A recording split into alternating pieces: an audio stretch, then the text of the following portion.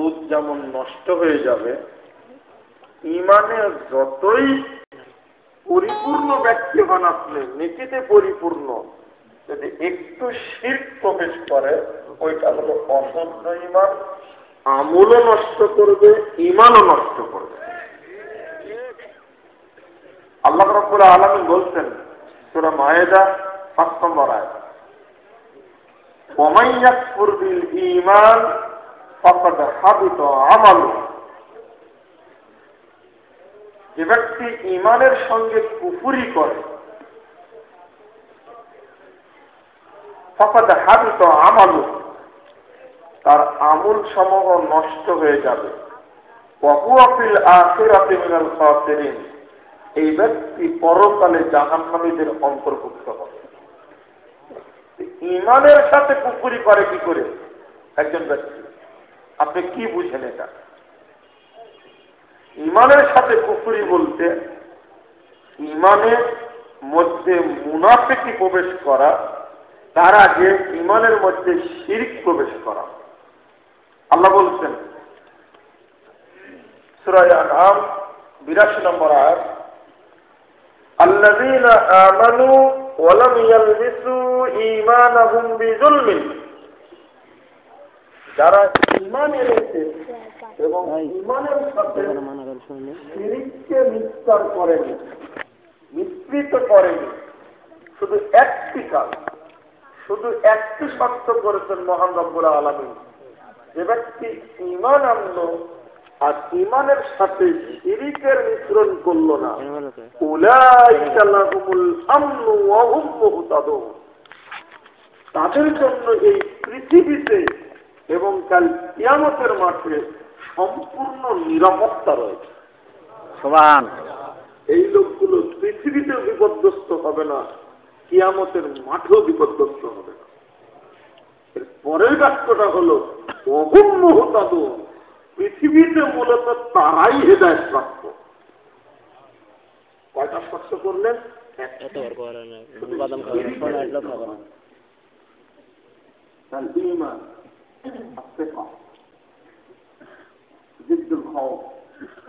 ঈমান, আমান ধাতু থেকে এর উৎপত্তি, এর অর্থ হল দৃঢ়তা, ভীতিশূন্য চূড়ান্ত বিশ্বাসের নাম হল ঈমান, যার মধ্যে কোন দ্বিধা, সংকোচ, সন্দেহ, ইতস্তত কোন রকমের কিছু দাম থাকে না, তার নাম হল ঈমান। আগে আপনাকে ঈমানটাকে পরিশুদ্ধ স্বচ্ছ করতে হবে। যে আয়াতটা আমি প্রথম অনুবাদ করেছি, ওয়াইয়াকুর বিল ঈমান, যে ব্যক্তি ঈমানের সাথে কুফরি করল, এই আয়াতটি উল্লেখ করে সালাফি বিদ্বানগণ একটি বক্তব্য দিয়েছে।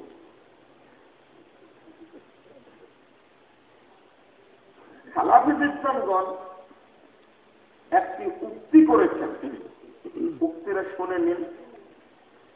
তারা বলতে চাচ্ছেন, মালুমুন বিল আদিল্লাতি শারঈয়্যা মিনাল কিতাবি ওয়াস সুন্নাহ, কুরআন সুন্নাহ ভিত্তিক শরীয়ত দ্বারা প্রমাণিত হয়েছে, ইন্নামাল আমাল ওয়াল আকওয়াল তাসিহু ওয়া তাকমুল ইযা সাদারাত মিন আকীদাতিল সাহিহা, মানুষের আমল সমূহ, কথা, দোয়া আল্লাহর কাছে তখনই কবুল হয়, তখনই বিশুদ্ধ হয়, যখন সহি আকীদার মাধ্যমে উচ্চারিত হয়, বের হয়। ওয়াইদা সাদারাত মিন গায়রিল আকীদা as-সাহিহা বাতালা মা ইয়াতাফাররু আনহা, যদি আকীদায় শুদ্ধতা না থাকে, ওর মধ্যে যত আমলি করুক, ওই অন্তর দ্বারা যত আমলি করুক, যত দোয়াই করুক, সবই বাতিল বলে গণ্য হবে। নাউযুবিল্লাহ। তারপরের একটা বাক্য আল আকিদা আস-সাহিহা হিয়া আসলু দীনিল ইসলাম ওয়া আসসাসুল মিল্লাহ। বিশুদ্ধ আকীদাই মূলত আসসাসুল মিল্লাহ, মুসলিম মিল্লাতের শিকড়, ও আসলু দীনিল ইসলাম, এবং দীন ইসলামের মূল। যার সহি আকীদা নেই তার জীবনে কিছুই নেই। আপনার আকীদা কাছে বিশুদ্ধ, আমি আপনাকে চেষ্টা করব বেঈমান বানিয়ে ছাড়ব। বুঝলেন কথা? আমি চেষ্টা করব আমার আলোচনায় যে আপনার ঈমানই নাই। কেন চেষ্টা করব? বোঝানোর জন্য যে ঈমানটা কি জিনিস, ঈমানটা কি জিনিস এটা বোঝানোর জন্য চেষ্টা করব ইনশাআল্লাহ। দুর্ভাগ্য হলো ঈমানের পরিচয়টা আমি জানি না। আমরা তো বলেছি আমানতু বিল্লাহি ওয়া মালাইকাতিহি ওয়া কুতুবিহি ওয়া রাসূলিহি, বলেন তো একজন। তারপরে শেষটা বলেন তো, কে পারবেন এদিকে? হ্যাঁ,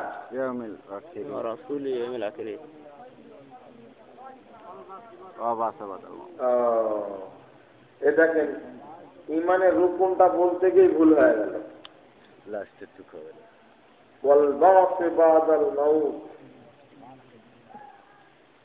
এমন কোন দলিল আছে এই শব্দটা সেখানে উল্লেখ করা আছে?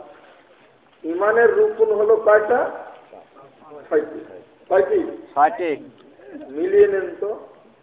আমানতু বিল্লাহি ওয়া মালাইকাতিহি ওয়া কুতুবিহি ওয়া রুসুলিহি ওয়াল ইয়াউমিল আখির ওয়াল কদরি খায়রিহি ওয়া শাররিহি।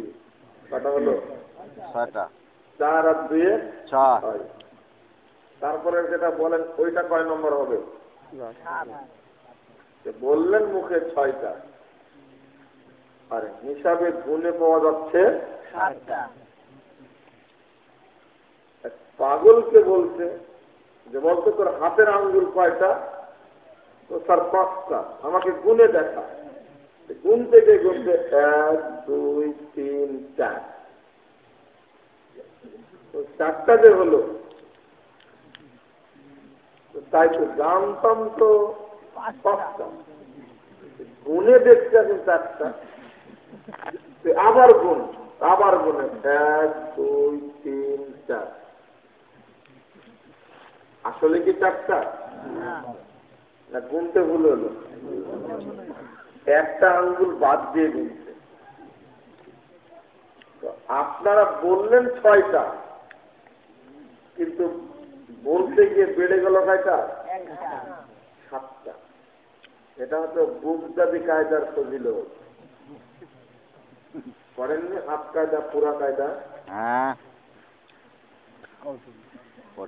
আপনারা রাসূলের সুন্নাহকে খুব বেকারত করে,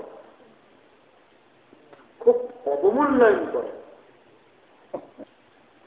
বিয়ে পড়ানোর পরে বরকনের জন্য যেভাবে হুজুর মুনাজাত করে, বরকনায় কাদায়া, এর স্থানীয় মানুষকে কাদায়া ও জান্নাতে ঢোকায়া জান্নাত থেকে বের করে জাহান্নাম পার করে দিচ্ছে।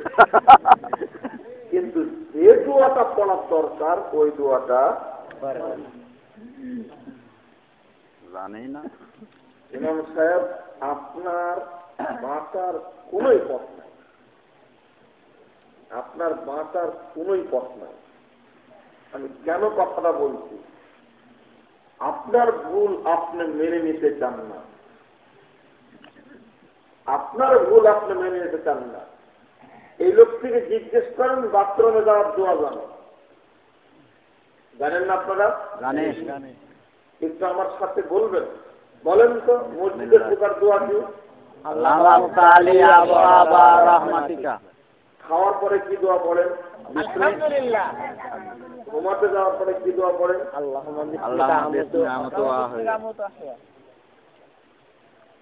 এবার আমি একটা কাজ করব। এই যে ভাই বসে আছেন এখানে, তার পরিচিত এর আগেও দেখা হয়েছে, সম্ভবত মহারাষ্ট্রে দেখা হয়েছে 2 বার। তো জানি না বিয়ে কয়টা করেছে, যদি একটা করে থাকে আরো প্রায় 3টা অপশন আছে। এখন যদি ওনাকে বিয়ে দিয়ে দেয় আর একটা, কি দোয়া পড়া লাগবে বলেন?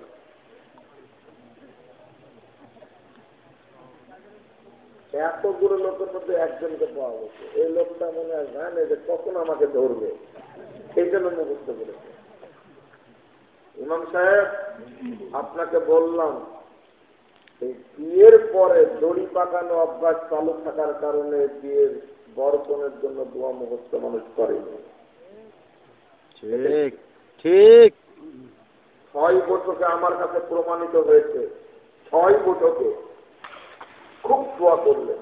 শেষ করার পর আমি বললাম, ইমাম সাহেব অনেক দোয়াই করলেন, কিন্তু বরকনের জন্য রাসূল দোয়া করেছেন যে দোয়া, ওইটা তো পড়লেন না। তো বলছে যে সময় পাইনি, এত দোয়া করলাম ওইটা ছুটে গেছে। আমি বললাম তো ওইটা একটু পড়ায় দেন। বলছে যে মুখস্থ তো নাই। এবার কি হলো? পৃথিবীর সব মানুষ যদি মিলে আপনার জন্য আর আপনার স্ত্রীর জন্য প্রথম বিয়ে করতে যদি দোয়া করে, আর ওখানে রাসূলের এই দোয়াটা স্থান না পায়, ওই দোয়ার 5 পয়সা দাম আছে না। ওই দোয়াই করতে হবে। বারাকাল্লাহু ওয়া বারাকা আলাইকুম ওয়া জামা বাইনাকুমা ফি খায়র। এটা আল্লাহর নবী বলেছেন, আপনাকে এইটাই করতে হবে। মুখস্থ যে কেন করেনি এই জবাব আল্লাহ আপনাদের করবেন না, আপনাদের দেওয়া লাগবে না, জিজ্ঞাসা করবেন না। আল্লাহ জিজ্ঞেস করবেন আপনার হুজুরকে। বলো তো দেখি, তোমার মুসল্লি তো ওযুর দোয়াও জানে, তোমার মুসল্লি তো আযানের দোয়া জানে, মসজিদে ওঠার দোয়া জানে, বাইশ বাহিনী জানে, সূরা ফাতিহা সহ অনেক দোয়া জানে, রুকুর দোয়া জানে, সিজদার দোয়া জানে, তাশাহুদ কি যাচাই কঠিন এটাও জানে, দরুদও জানে, দোয়া মাফুরাও জানে, সবই তো জানে। কিন্তু সালাম ফিরানোর পরে যে 17টি দোয়া পড়তে হয়, 10টি বাদ দিলাম, 7টা বলেন তো দেখি কে পারবেন?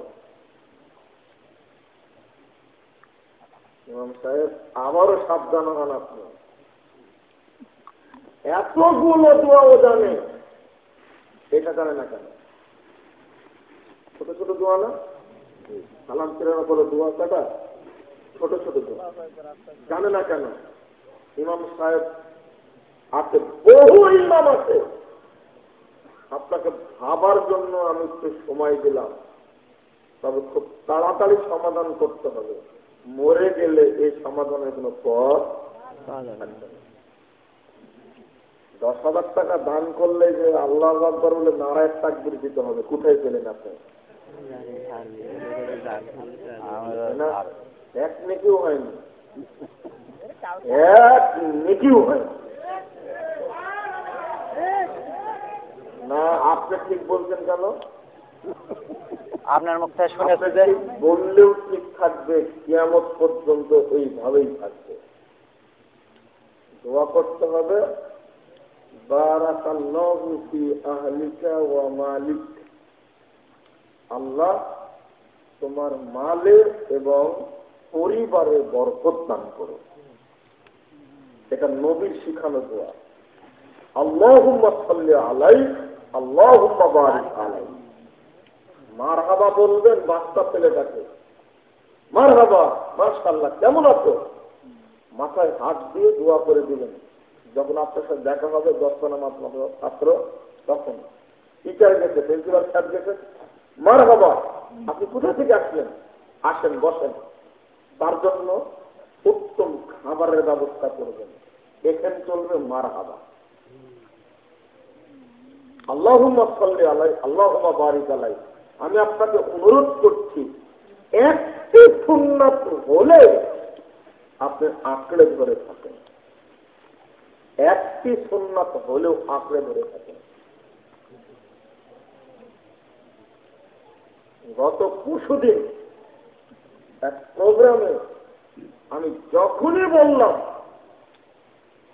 না আলেম হিসাবে ভালো, দেখলাম কথাটা শোনার পরে ওই যে একটা দোয়া আছে আউযু বিল্লাহ রব্বানা লাকাল হামদ হামদান কাসীরান তাইয়্যিবান মুবারাকান ফি, তারপরে কি আর জানেন না মনে হয় না কি যেন কামা ইয়ামবাগি লিজালালি ওয়াজহিক ওয়া আযীমি সুলতান।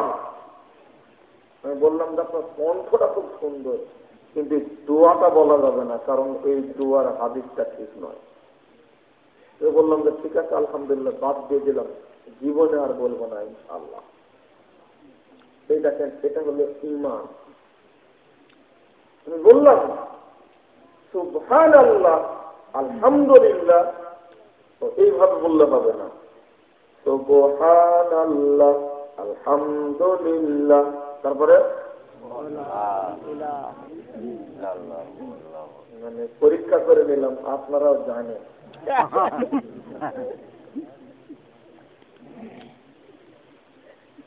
2 নম্বর খণ্ডের 206 পৃষ্ঠায় হাদিসটি বর্ণিত হয়েছে। আজকে শিখিয়ে দিই আপনাদেরকে। আল্লাহ নবী বলছেন আফদালুল কালাম ইনদাল্লাহি আরবা, আল্লাহর নিকটে 4টি কালাম সর্বাধিক প্রিয়, সর্বাধিক প্রিয়। এবার বলেন সুবহানাল্লাহ আলহামদুলিল্লাহ লা ইলাহা ইল্লাল্লাহু আল্লাহু আকবার। এইটা আপনি পড়বেন। আল্লাহর কাছে সবচেয়ে মর্যাদাবান কথা হলো এটা। বুঝতে পারেননি মনে হয় আমি এগুলো কি জন্য বলছি, আচ্ছা বুঝেননি এখনো। এই দেখেন কেন বলছি, দেখেন আল্লাহর নবী মুহাম্মদ সাল্লাল্লাহু আলাইহি ওয়াসাল্লাম বলছেন, 10,594 নম্বর হাদিস, তাবরানী হাদিস। আল্লাহ রাসূল সাল্লাল্লাহু আলাইহি ওয়াসাল্লাম বলছেন ইন্না মিন ওয়ারাইকুম জামানা সবরি, সাহাবীরা শুনে রাখো তোমাদের পিছনে একটা ধৈর্যের যুগ আছে। এই যুগে কেউ সুন্নাতকে মেনে চলবে না, সুন্নাত মেনে নেওয়াই কঠিন হবে। টাকনুর নিচে কাপড় পরলে কোনো সমস্যা হবে না, কিন্তু টাকনুর উপরে পড়লেই তোমাকে জঙ্গি বলবে, জেএমবি বলবে, নামে থানায় মামলা দিবে, তুমি টিকতে পারবে না সুন্নাতের উপরে।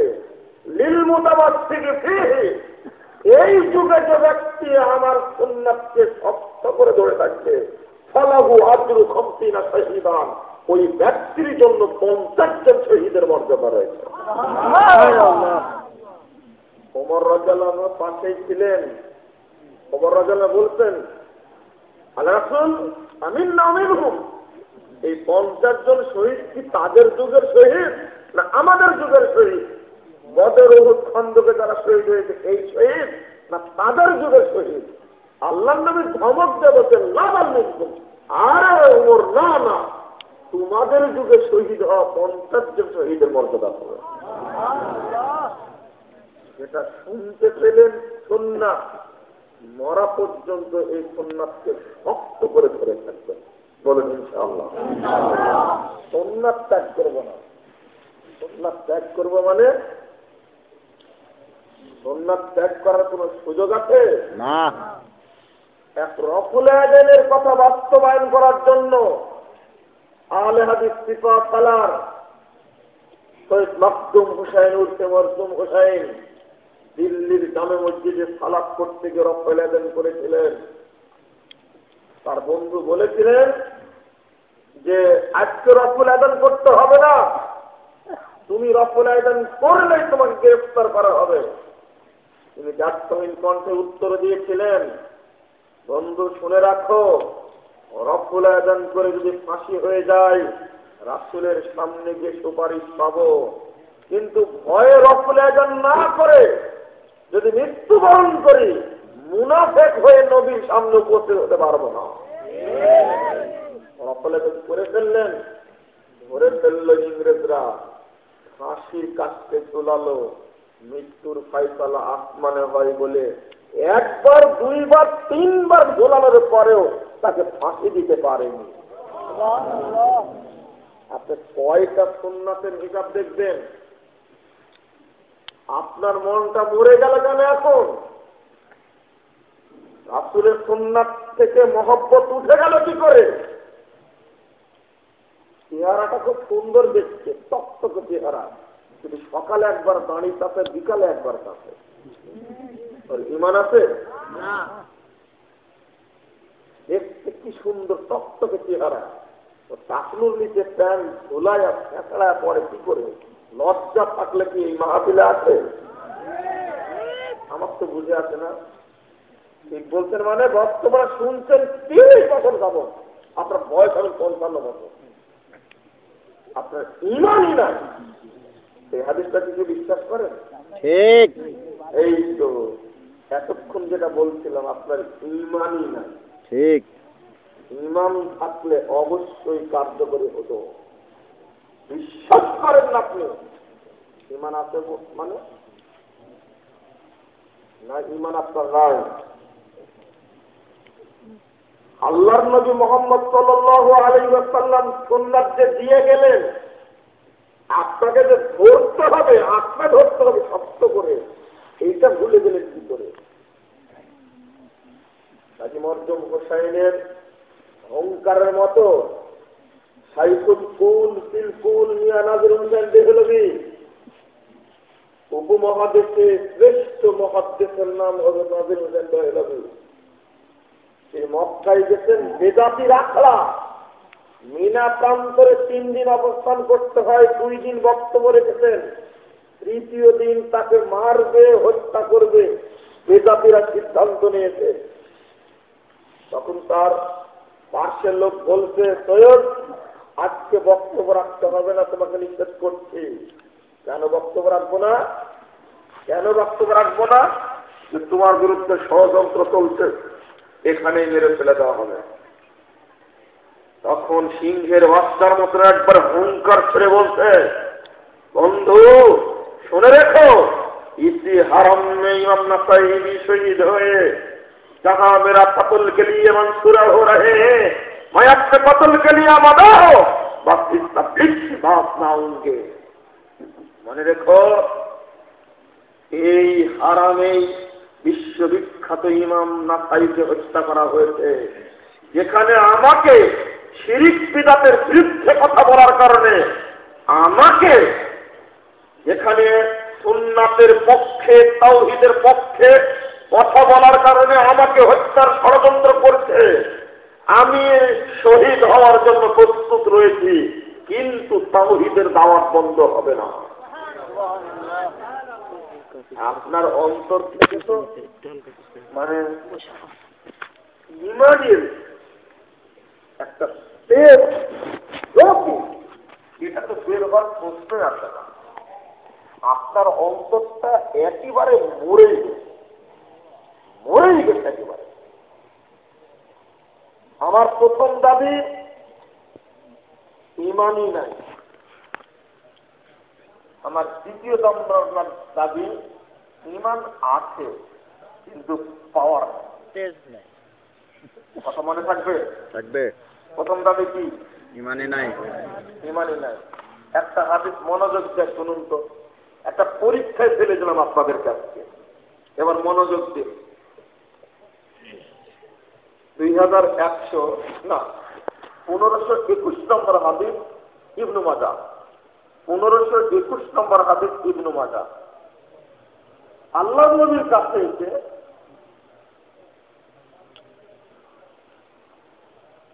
আগে কথাটা বলেনি, তারপরে আপনাদেরকে পরীক্ষায় ফেলাই। মাদ্রাসার প্রিন্সিপাল সাহেব ধরুন একটা বাচ্চা নিয়ে আসলেন, আপনার নিয়ে আসার পরে তার কাছে জমা দিলেন যে এই বাচ্চাটা রেখে গেলাম, উপরে আল্লাহ, তারপর আপনি দেখে রাখেন। অথবা বললেন উপরে আল্লাহ আছে আর আপনি আছেন দেখে রেখেন। কথাটা ঠিক হয়েছে? না, ঠিক হয়নি? না, ভালো করে বললেন কিন্তু।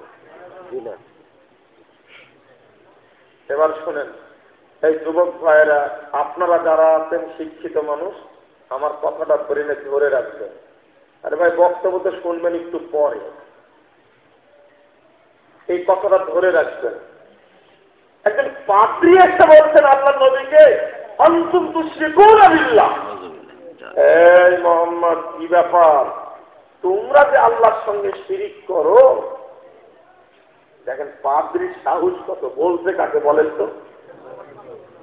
আল্লাহর নবীকে বলছে, মোহাম্মদ তোমরা তো শিরিক করো। তখন বলছে শিরিক করি মানে আমরা? তুমি কি বলো? হ্যাঁ তোমরা বলো মাশাআল্লাহু ওয়া শিতা, আল্লাহ যার ইচ্ছা তাই করবেন আর তুমি করবে।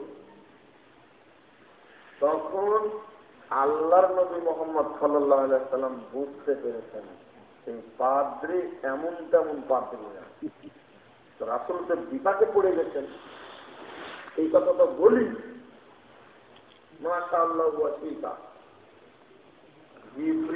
নবীগণ এমন জিনিস, তারা পৃথিবীর কোন শক্তির কাছে কখনো দুর্বল হয়নি। নবীগণদের স্বভাব এটা।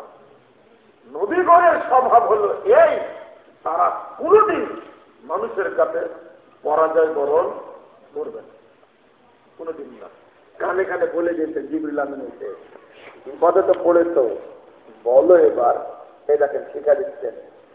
তখন আল্লাহ রাসূল বলছেন তাকুলুন, এই সাহাবীরা তোমরা বলবে এখন থেকে মাশাআল্লাহ সুম্মা শিতা, আল্লাহ যা ইচ্ছাটা করবেন, ভরসা আল্লাহর উপরে, অতঃপর আপনি দায়িত্বটা নেন, ছেলেটাকে দেখে রাখেন। দুইটা, আপনারা তো দুইটা, আমি দুইটাই অনুবাদ করেছি, আপনারা বললেন দুইটাই শিরিকি কথা, অথচ এই বাক্যের প্রথমটা হলো শিরিক, দ্বিতীয়টা হলো তাওহীদ। প্রথম বাক্যের সাথে শুধু যোগ হয়েছে ওয়াও, দ্বিতীয় বাক্যের শুরুতে যোগ হয়েছে সুম্মা। মাশাআল্লাহু ওয়া শিতা বলার কারণে বাক্যটি শিরিক, মাশাআল্লাহু সুম্মা শিতা বলার কারণে বাক্যটি তাওহীদ। আপনাকে শিরকের সূক্ষ্মতা বোঝাবো কি করে? এই 10টার বাদ আসছে, রোডের পাশে একটা বাজার দেখলাম না, এই বাজারে আপনি দোকান থেকে নিয়ে একটা কলা খাচ্ছেন। কি খাচ্ছেন? কলা। কলা। কলাটা হলো জমা কলা, জমজ কলা। যখন কলাটা ছিলে খাচ্ছেন, তখন আপনার মনে হচ্ছে যে যদি আব্দুল্লাহ আম্মা দেখতে পেত তাহলে ধমক একটা দিত। আমার কথা কি বুঝে যাচ্ছে? ধমক একটা দিত। এবার বলেন তো আপনার ঈমান আছে কিনা? নাই। আপনি জমা কলা খাচ্ছেন, বউ কিন্তু আপনার কাছে নাই, আপনার স্ত্রী তো দপ্তরাবাদে আছে, এখানে আছে। আপনি কলা খাচ্ছেন কিনা তাও তো জানে না।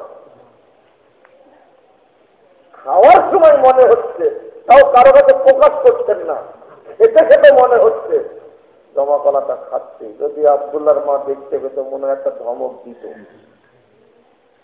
আপনার ঈমান আছে?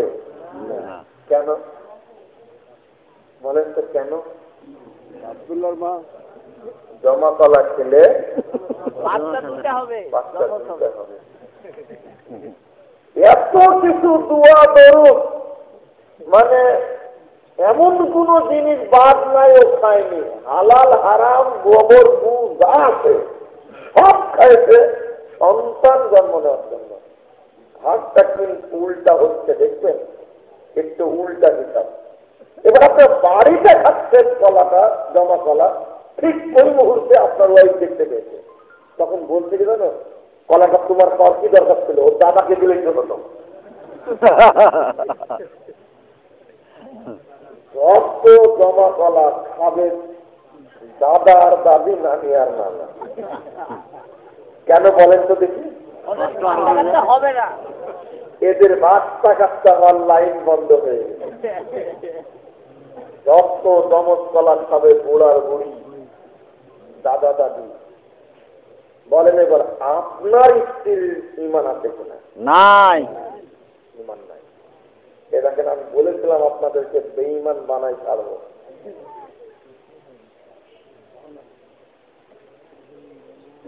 তো আমি আপনাদের বলতে চেয়েছিলাম যে আগে আপনার ইমান আছে কিনা এইটা আমার দেখার বিষয়, এইটা দেখার বিষয়। আপনি এবার চিন্তা করেন, একটা বাচ্চা হচ্ছে না, এত কিছু খাওয়ার পরেও মানুষ কত গাধা।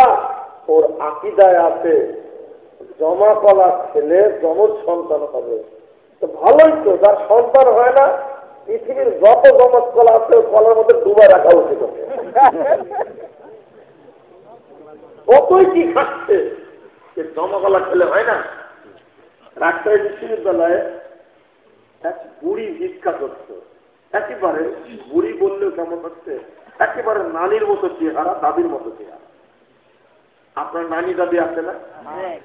যখন বৃদ্ধা হয়ে যায় চেহারাটা কেমন হয়? ভিক্ষা করে।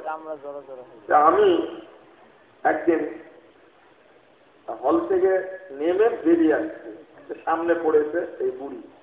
অধিকাংশ ছাত্র এখন মারা গেছে, দেখা যায় না, মাঝে মাঝে ক্যাম্পাসে গুলো দেখা যায় না। অনেকদিন আগের কথা। তো বলছে, দেখা বলছে যে বাবা কালকে তো ক্যাম্পাস বন্ধ থাকবে, আজকেরটাও সংগ্রহ করতে হচ্ছে, আগামীকালকেরটাও সংগ্রহ করতে হচ্ছে। বাবা 2টা টাকা দে বাবা। তারও কিছু টাকা দিলাম। কালকে কেন বন্ধ? বন্ধ কালকে সবে বরাত। সবে বরাতে কি কিনবা তুমি? কিছু তো ভালো মন্দ কিনতেই হবে। ভালো মন্দ কিছু কিনলে সারা বছর একটু ভালো মন্দ খাওয়া যাবে। তা আমি তো তোমাকে দেখছি 7 বছর যাবত এই অবস্থায় ভিক্ষা করতে। তুমি ভালো মন্দ প্রতি বছরই কিনে খাও, তোমার ভাগ্যের তো পরিবর্তন হয় না। তো বলছি হুজুরেরা বলে তাই করি, কিন্তু ভাগ্য যেমন ছিল ওই রকমই আছে। উল্টা হয়ে গেল না? আরে 30 বছর যাবত ভিক্ষা করছে। এই মহিলা বলছে যে বাবা তুমি দেখছো 5-7 বছর, কিন্তু ভিক্ষা করা বয়সে হলো 26 বছর। আমি এইভাবে আছি। কি পরিবর্তন হয়েছে? ভিক্ষা প্রতিদিন করে। তো জমা খোলা খালে জমা সন্তান হবে, মানুষ কত বোকা দেখে। একটা মহিলার সন্তান হচ্ছে না, কত চেষ্টা করছে, কেন জমা খোলা খাওয়ালেই তো হয়। একটা না পড়লে অন্তত 2টা হবে, একটা না পড়লে কটা? 2টা হবে, লাভ হবে। আপনি ইমান বিশ্লেষণ করতে পারেননি। আগের সবচেয়ে দলিল উল্লেখ করে উদাহরণ দিলাম। শুধু আলেম মানুষ ভালো বুঝবেন, এক জায়গায় ওয়াও যোগ হয়েছে তাই বাক্যটি শিরিক হয়েছে, এক জায়গায় সুম্মা যোগ হয়েছে তাই বাক্যটি তাওহীদ হয়েছে। অথচ ওয়াও আর সুম্মা এক জাতীয় অক্ষর, যাকে হুরুফে আস বলা হয়। হুরুফে আস 8টি, তার মধ্যে ওয়াও একটা, সুম্মাও একটা। অথচ একটা এক জায়গায় বসালে ওটা শিরিক হচ্ছে, সুম্মা আর এক জায়গায় বসালে বাক্যটি কি হচ্ছে? তাওহীদ হচ্ছে। এই পার্থক্যটা আপনারা কেউ জানেন না, বলেই বুঝলাম কেউ জানেন না। না জানার কারণ হলো আমি বুঝতাম না, তো বাস্তবতা দেখলাম। আমার ছোট ভাই মদিনা বিশ্ববিদ্যালয়ে পড়াশোনা করে, তাওহীদের আলোচনা মানুষ জানে, করে না কেন? তাওহীদের আলোচনা অনেক আলেম ওলামা জানে, করে না কেন? আমার একটা প্রশ্ন ছিল, বাংলাদেশে তাওহীদের আলোচনা নাই কেন? আকীদার আলোচনা নাই কেন? অনেক আলেম জানে, মাদানী আছে, তারা মাদানীরা তাওহীদের অভিজ্ঞ, আমরা মাদানী না, বাংলাদেশে পড়াশোনা করা। আলোচনা করে না, কেন প্রশ্ন ছিল নারায়ণগঞ্জে একে একটু বক্তব্য দেওয়ার সুযোগ দিয়েছিল, বিষয় ছিল ধান পাখিটা এবং সঠিক আকিদা। তো এই একটা কথা বলল শেখ মোহাম্মদ বিন সালেহ আল হুসাইনি।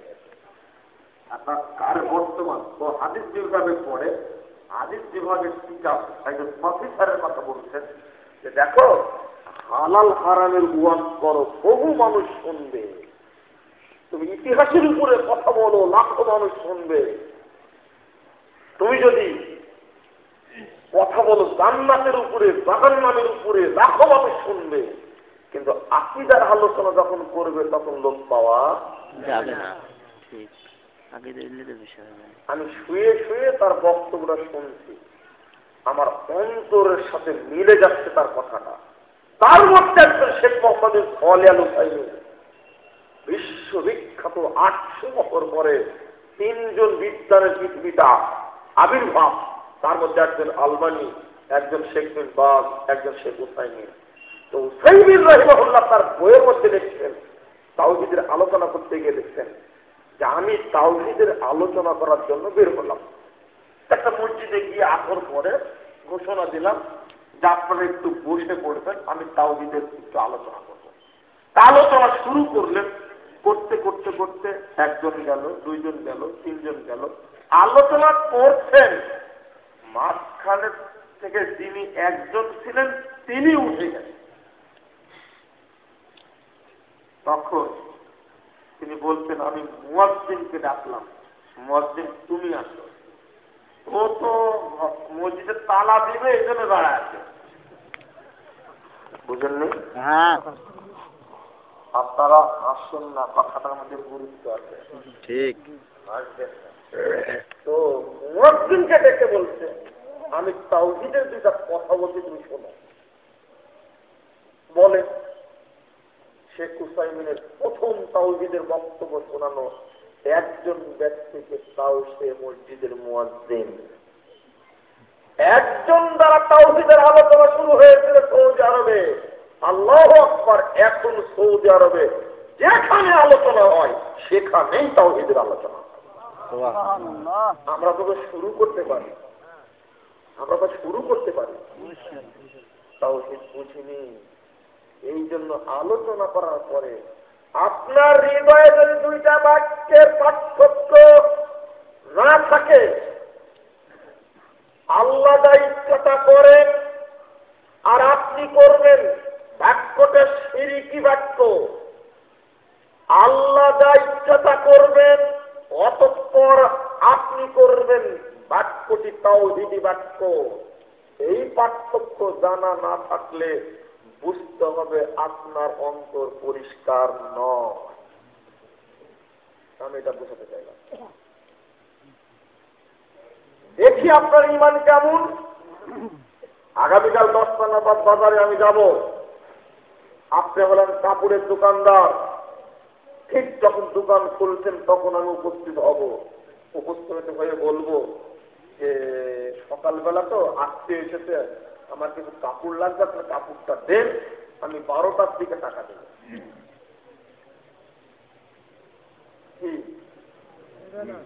দিবেন না? আমি কিন্তু আপনার দোকানে 1 দিনে বাকি নেইনি, খাতায় বাকি নেই। আমি যাবো আপনার কাছে, একটু বাকি যাচ্ছি, 12টায় টাকা দেব।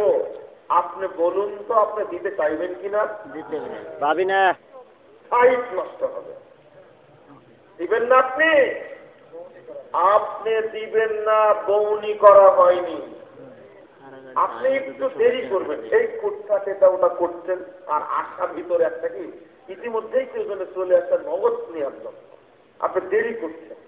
আপনি লজ্জায় আমাকে দিবেন শেষ পর্যন্ত, কিন্তু মন বলবে লোকটা একটু পরে আসতে পারত, লোকটা একটু পরে আসতে পারত। আপনি দিলেন, শেষ পর্যন্ত দিলেন, কিন্তু দোকান রাত 10টায় বন্ধ করার আগ পর্যন্ত আপনার মাথায় একটা কাজ করবে, আজকে ব্যবসায় শুরু হয়েছে বাকি দিয়ে। বলেন আপনার ঈমান আছে? না। লাভ লসের মালিক কে? আল্লাহ। লাভ লসের মালিক হলো সাইট। আপনার ঈমান নাই, আপনার ঈমান নাই। শিরিক মিশ্রিত ঈমান বলে প্রথম দাবি আপনার ঈমান নাই। বাড়িতে বুড়িটা বসে আছে, শাশুড়ি বসে আছে, সন্ধ্যার পরে বাড়িতে একটা মহিলা ঢুকছে, বৌমার ঘরে ঢুকছে।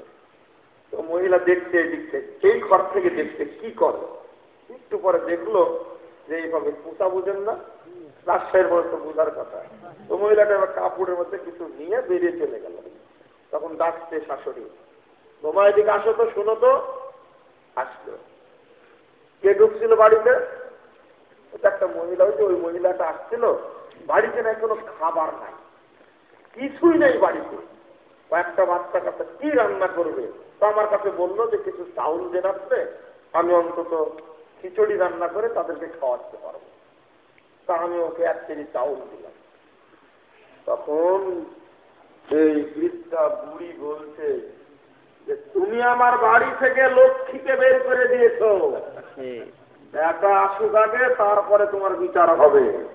সন্ধ্যার পরে তোমাকে ধার দিতে বললো কে? তুমি জানো সন্ধ্যার পরে ধার দিতে হয় না। যত বুড়ি আছে, দাদি আর নানি আছে, এরা হলো শিরিকের ফ্যাক্টরি। মহিলারা হলো শিরিকের জন্মদাতা। আর মুরব্বী দাদা আর দাদি, দাদা আর নানা, চাচা, এরা হলো বেদাতের ফ্যাক্টরি। এরা বেদাত কাটতে চায় না, এরা বেদাত কাটতে চায় না। দুই শ্রেণীর মানুষ দুইটা পাপ লালন করে। মুরব্বীরা লালন করে বেদাত, আর বৃদ্ধারা লালন করে, দাদি আর নানি লালন করে শিরিক। এরা হলো শিরিকের ইন্ডাস্ট্রিয়াল। আমি আশ্চর্য হবে, হ্যাঁ মুরব্বী আপনাকে এখন বলছি তো আমার কথা কানে লাগছে না। আপনার কানে লাগবে, কানে লাগবে। 89 বছর বয়সে এক মহিলার সাথে এখানে বসে কথা বললাম, লন্ডন থেকে ফোন দিয়েছে। যদি এই বয়সে এসে যদি আকীদা পরিবর্তন করতে পারে, মুরব্বী আপনারা তো ঠিক কেন, আপনারা তো অহংকার কেন? আপনি জানেন 87 বছরের বৃদ্ধ মানুষ, চিটাগং যাচ্ছে, কুমিল্লা যাচ্ছিলাম, চিটাগং থেকে আমাকে ফোন দিয়ে বলছেন, বাবা জাল হাদিসের কবলে রাসূলুল্লাহ সালাত আর ভ্রান্ত আকীদা বনাম সঠিক আকীদা বইটি এই বয়সে পেয়ে পড়ে সালাতও চেঞ্জ করলাম, আকীদাও চেঞ্জ করলাম, কিন্তু অন্তরটা পুড়ে পুড়ে খাচ্ছে। বাকি জীবন যা করেছি এর অবস্থাটা কি হবে? আমি মুরব্বীকে সুসংবাদ শোনায় বলেছি, মুরব্বী আপনি মনে রাখুন, আমি আপনাকে সুসংবাদ জানাচ্ছি, যখন ভুল বুঝতে পেরেছেন সঙ্গে সঙ্গে পূর্বের সমস্ত পাপ, সমস্ত ভুল আল্লাহ ক্ষমা করে দিয়েছেন। শুধু এটা নয়, মুরব্বী আনন্দে আত্মহারা বলছে আল্লাহু আকবার, আমার অন্তরটা প্রশান্তিতে ভর্তি হয়ে গেল। আমি বললাম তার একটি কথা শুনুন, শুধু আল্লাহ পাপ ক্ষমা করবেন না, 70 বা 80 বছর পর্যন্ত যত জীবনে পাপ করেছেন সমস্ত পাপকে আল্লাহ নেকিতে পরিবর্তন করে দিবেন। আর কথা শোনা যায় না। বলছেন আমার আল্লাহ এত দয়ালু, আমার আল্লাহ এত দয়ালু, আমার আল্লাহ এত দয়ালু। আপনি ভুল পরিবর্তন করতে চান না। এবার মুরব্বী বলুন, বয়স আপনার 90, 95, 110, ভুল হয়েছে, আজকে পরিবর্তন করুন, পূর্বের সমস্ত ভুল আল্লাহ নেকিতে পরিবর্তন করে দেবেন। সূরা ফুরকান 70 নম্বর আয়াতটা বলুন। আপনি জিদ করেন কেন? জেলখানায় ছিলাম কয়েকদিন, একজন আন্তর্জাতিক মানের মুফাসসিরে কোরআনের সাথে দেখা হয়েছিল। এত বড় ব্যক্তি। জেলখানায় যাওয়ার আগে 2013 সালের 25শে ডিসেম্বর একটা পত্র পেয়েছিলাম, 9 পৃষ্ঠার পত্র। পত্রের শিরোনাম লেখা আছে ভুল সংশোধনে সফলতা আছে, ব্যর্থতা নেই, লজ্জারও কিছু নেই। আমার জানা নেই পৃথিবীতে এই ব্যক্তি যতটা দেশ ভ্রমণ করেছে বাংলাদেশে এখনো জন্ম নেয়নি যে এই লোকটি এতটা দেশ ভ্রমণ করে। ঠিক। আপনারা তো অহংকার হলে কি করে? জেলখানায় গিয়ে দেখা হয়ে গেল, ভাবখানা মনে হয় যে আল্লাহ আমাকে জেলে নিয়েই গেছেন এই চিঠির সাথে সমন্বয় করার জন্য। আমার কাছে মনে হয় এলাম দেখা চিনতে পারেননি যে ছেলে আমাকে নিয়ে গেছে দেখা করার জন্য। ওই ছেলে বলছেন, স্যার ইনি হলেন মুজাফফর বিন মুহসিন। বলা মাত্র ওকে জড়িয়ে ধরে কপালে চুম্বন করছেন আর বলছেন, বাবা আমি তো মনে করেছি তোমার বয়স 50-এর বেশি, কিন্তু এখন দেখছি আমার ছোট ছেলের চেয়ে বয়সে ছোট। তোমার জাল হাদিসের কবলে রাসূলুল্লাহ সাল্লাল্লাহু আলাইহি আমার অন্তর তোমাকে জায়গা করে দিয়েছে। আমি জানি না আপনি কেন অহংকার করেন। ট্রিপল খামে, ট্রিপল দাওয়া, প্রফেসর, ডক্টর, আপনার অহংকার তো থাকবে না। নবী মুহাম্মদ সাল্লাল্লাহু আলাইহি ওয়াসাল্লাম তার মতো ব্যক্তি আর কে আছে? সাইয়্যিদুল মুরসালিন। আমার নবী যত দূর গেছেন অত দূর পর্যন্ত কেউ যেতে পারেনি কোন নবী। আরে বিজ্ঞানরা এখন পর্যন্ত মঙ্গল গ্রহ পর্যন্ত গেছে। কোন পর্যন্ত? মঙ্গল গ্রহ পর্যন্ত গেছে। কিন্তু আমার নবী সপ্তম আসমান ভেদ করে, সিদরাতুল মুনতাহা ভেদ করে, যেখানে জিবরিলও যেতে পারেনি সেটা সেই পর্যন্ত আমার নবী গেছেন। নবী কেমন নবী! ফেরত যখন আসছেন বাইতুল মাকদিস সালাত আদায় করছেন, 448 নম্বর হাদিসটা খুলুন সহিহ মুসলিম। আল্লাহ নবী বলছেন, আমি বাইতুল মাকদিসে এসে দেখি আদম থেকে ঈসা পর্যন্ত যত নবী রাসূল সবই বাইতুল মাকদিসে উপস্থিত হয়েছে আমাকে বিদায় জানানোর জন্য। ঠিক ওই মুহূর্তে সেখানে আছেন আদম আলাইহিস সালাম, সেখানে আছেন 950 বছর বয়স্ক বৃদ্ধ নবী নূহ আলাইহিস সালাম, সেখানে আছেন সমস্ত নবী রাসূলের বাপ ইব্রাহিম আলাইহিস সালাম, সেখানে আছেন মূসা কালিমুল্লাহ, ঈসা রূহুল্লাহ, সেখানে আছেন দাউদ সুলাইমান বাপ বেটা গোটা পৃথিবীর শাসক। ঠিক ওই মুহূর্তে ইমামতি করবেন কে? একজন আরেকজনকে তাকাতাকি করে। আল্লাহর নবী বলছেন, তখন জিবরিল আমিন আমাকে হাত ধরে টান দিয়ে বলছেন, সবাই উপস্থিত থাকলেও আজকে ইমামতি করার হকদার আপনার। আল্লাহ নবী বলছেন, ফাইজা সাল্লামতু ওয়ানসারাফতু, যখন আমি সালাম ফিরিয়ে ঘুরে বসেছি, যখন সালাম ফিরে ঘুরে বসেছি, রাআইতু কুল্লা নাবিয়্যিন মিনাল আম্বিয়া, দেখছি আমার পিছনে পৃথিবীতে যত নবী রাসূল এসেছিলেন সবই আমার মুস্তাবি হিসাবে সালাম আদায় করছে। নবীকে চিনেন না?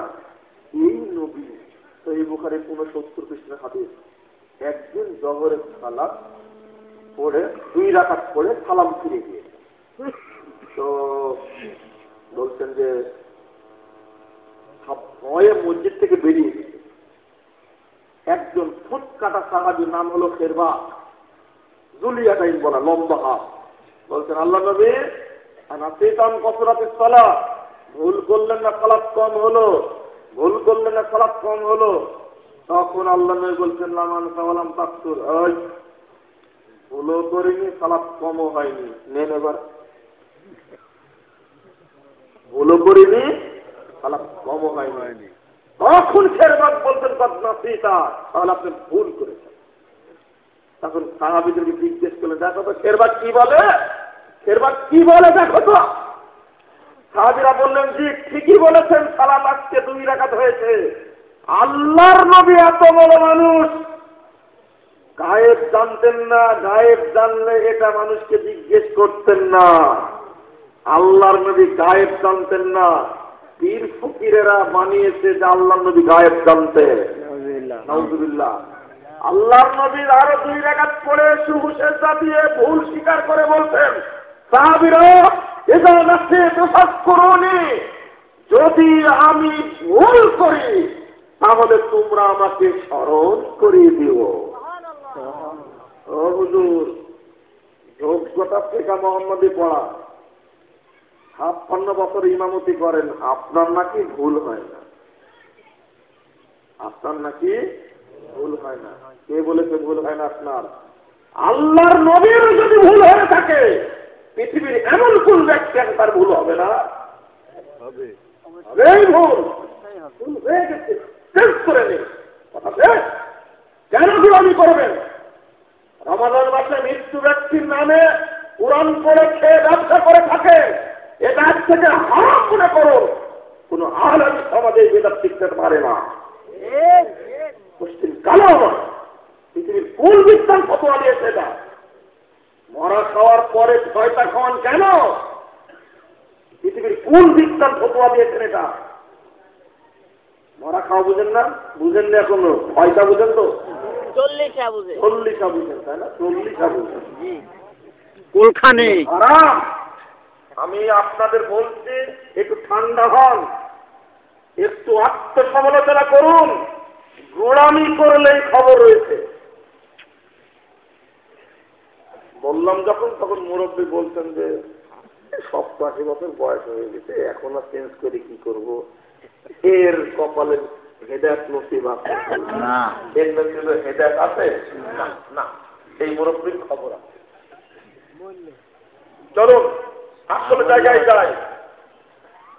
ইমানটাকে স্বচ্ছ রাখতে হবে, ইমানটা খুলুকিয়াত পূর্ণ হতে হবে। কেমন খুলুকিয়াত পূর্ণ? কেমন খুলুকিয়াত পূর্ণ? আল্লাহ নবী বলতেন, ইন্নামাল আমাল, বাকিটা বলেন বিন্নিয়াত। যাবতীয় আমল নির্ভরশীল কিসের উপরে?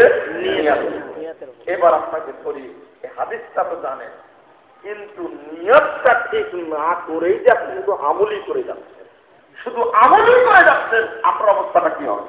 বুঝেননি? আপনার অবস্থাটা কি হবে? আপনার অবস্থাটা আর ওই দুইজন বৃদ্ধা মহিলার গল্প একই রকম। তারপরে দুই বৃদ্ধা মহিলা রাজশাহী দেখে আসার পরে বড় বিল্ডিং দেখে বলছে যে বুবু এত বড় বিল্ডিং করেছে কি করে?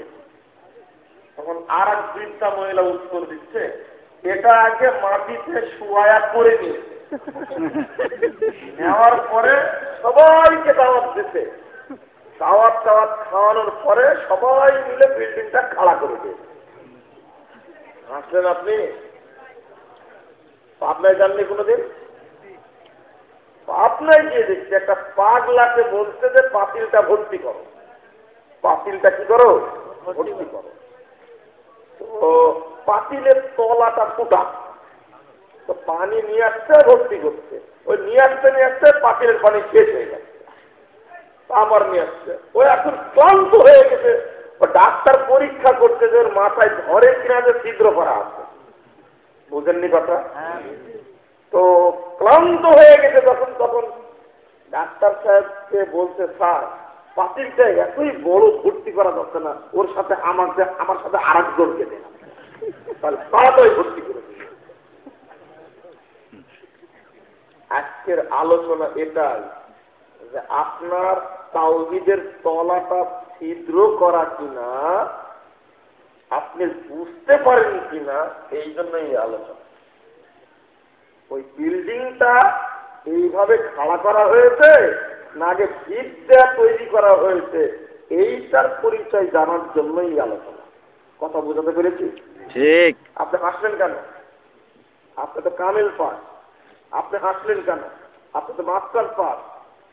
আরে পাগল, তাই বুঝতে পারছেন না তলা ছিদ্রতে পানি পড়ে যাচ্ছে।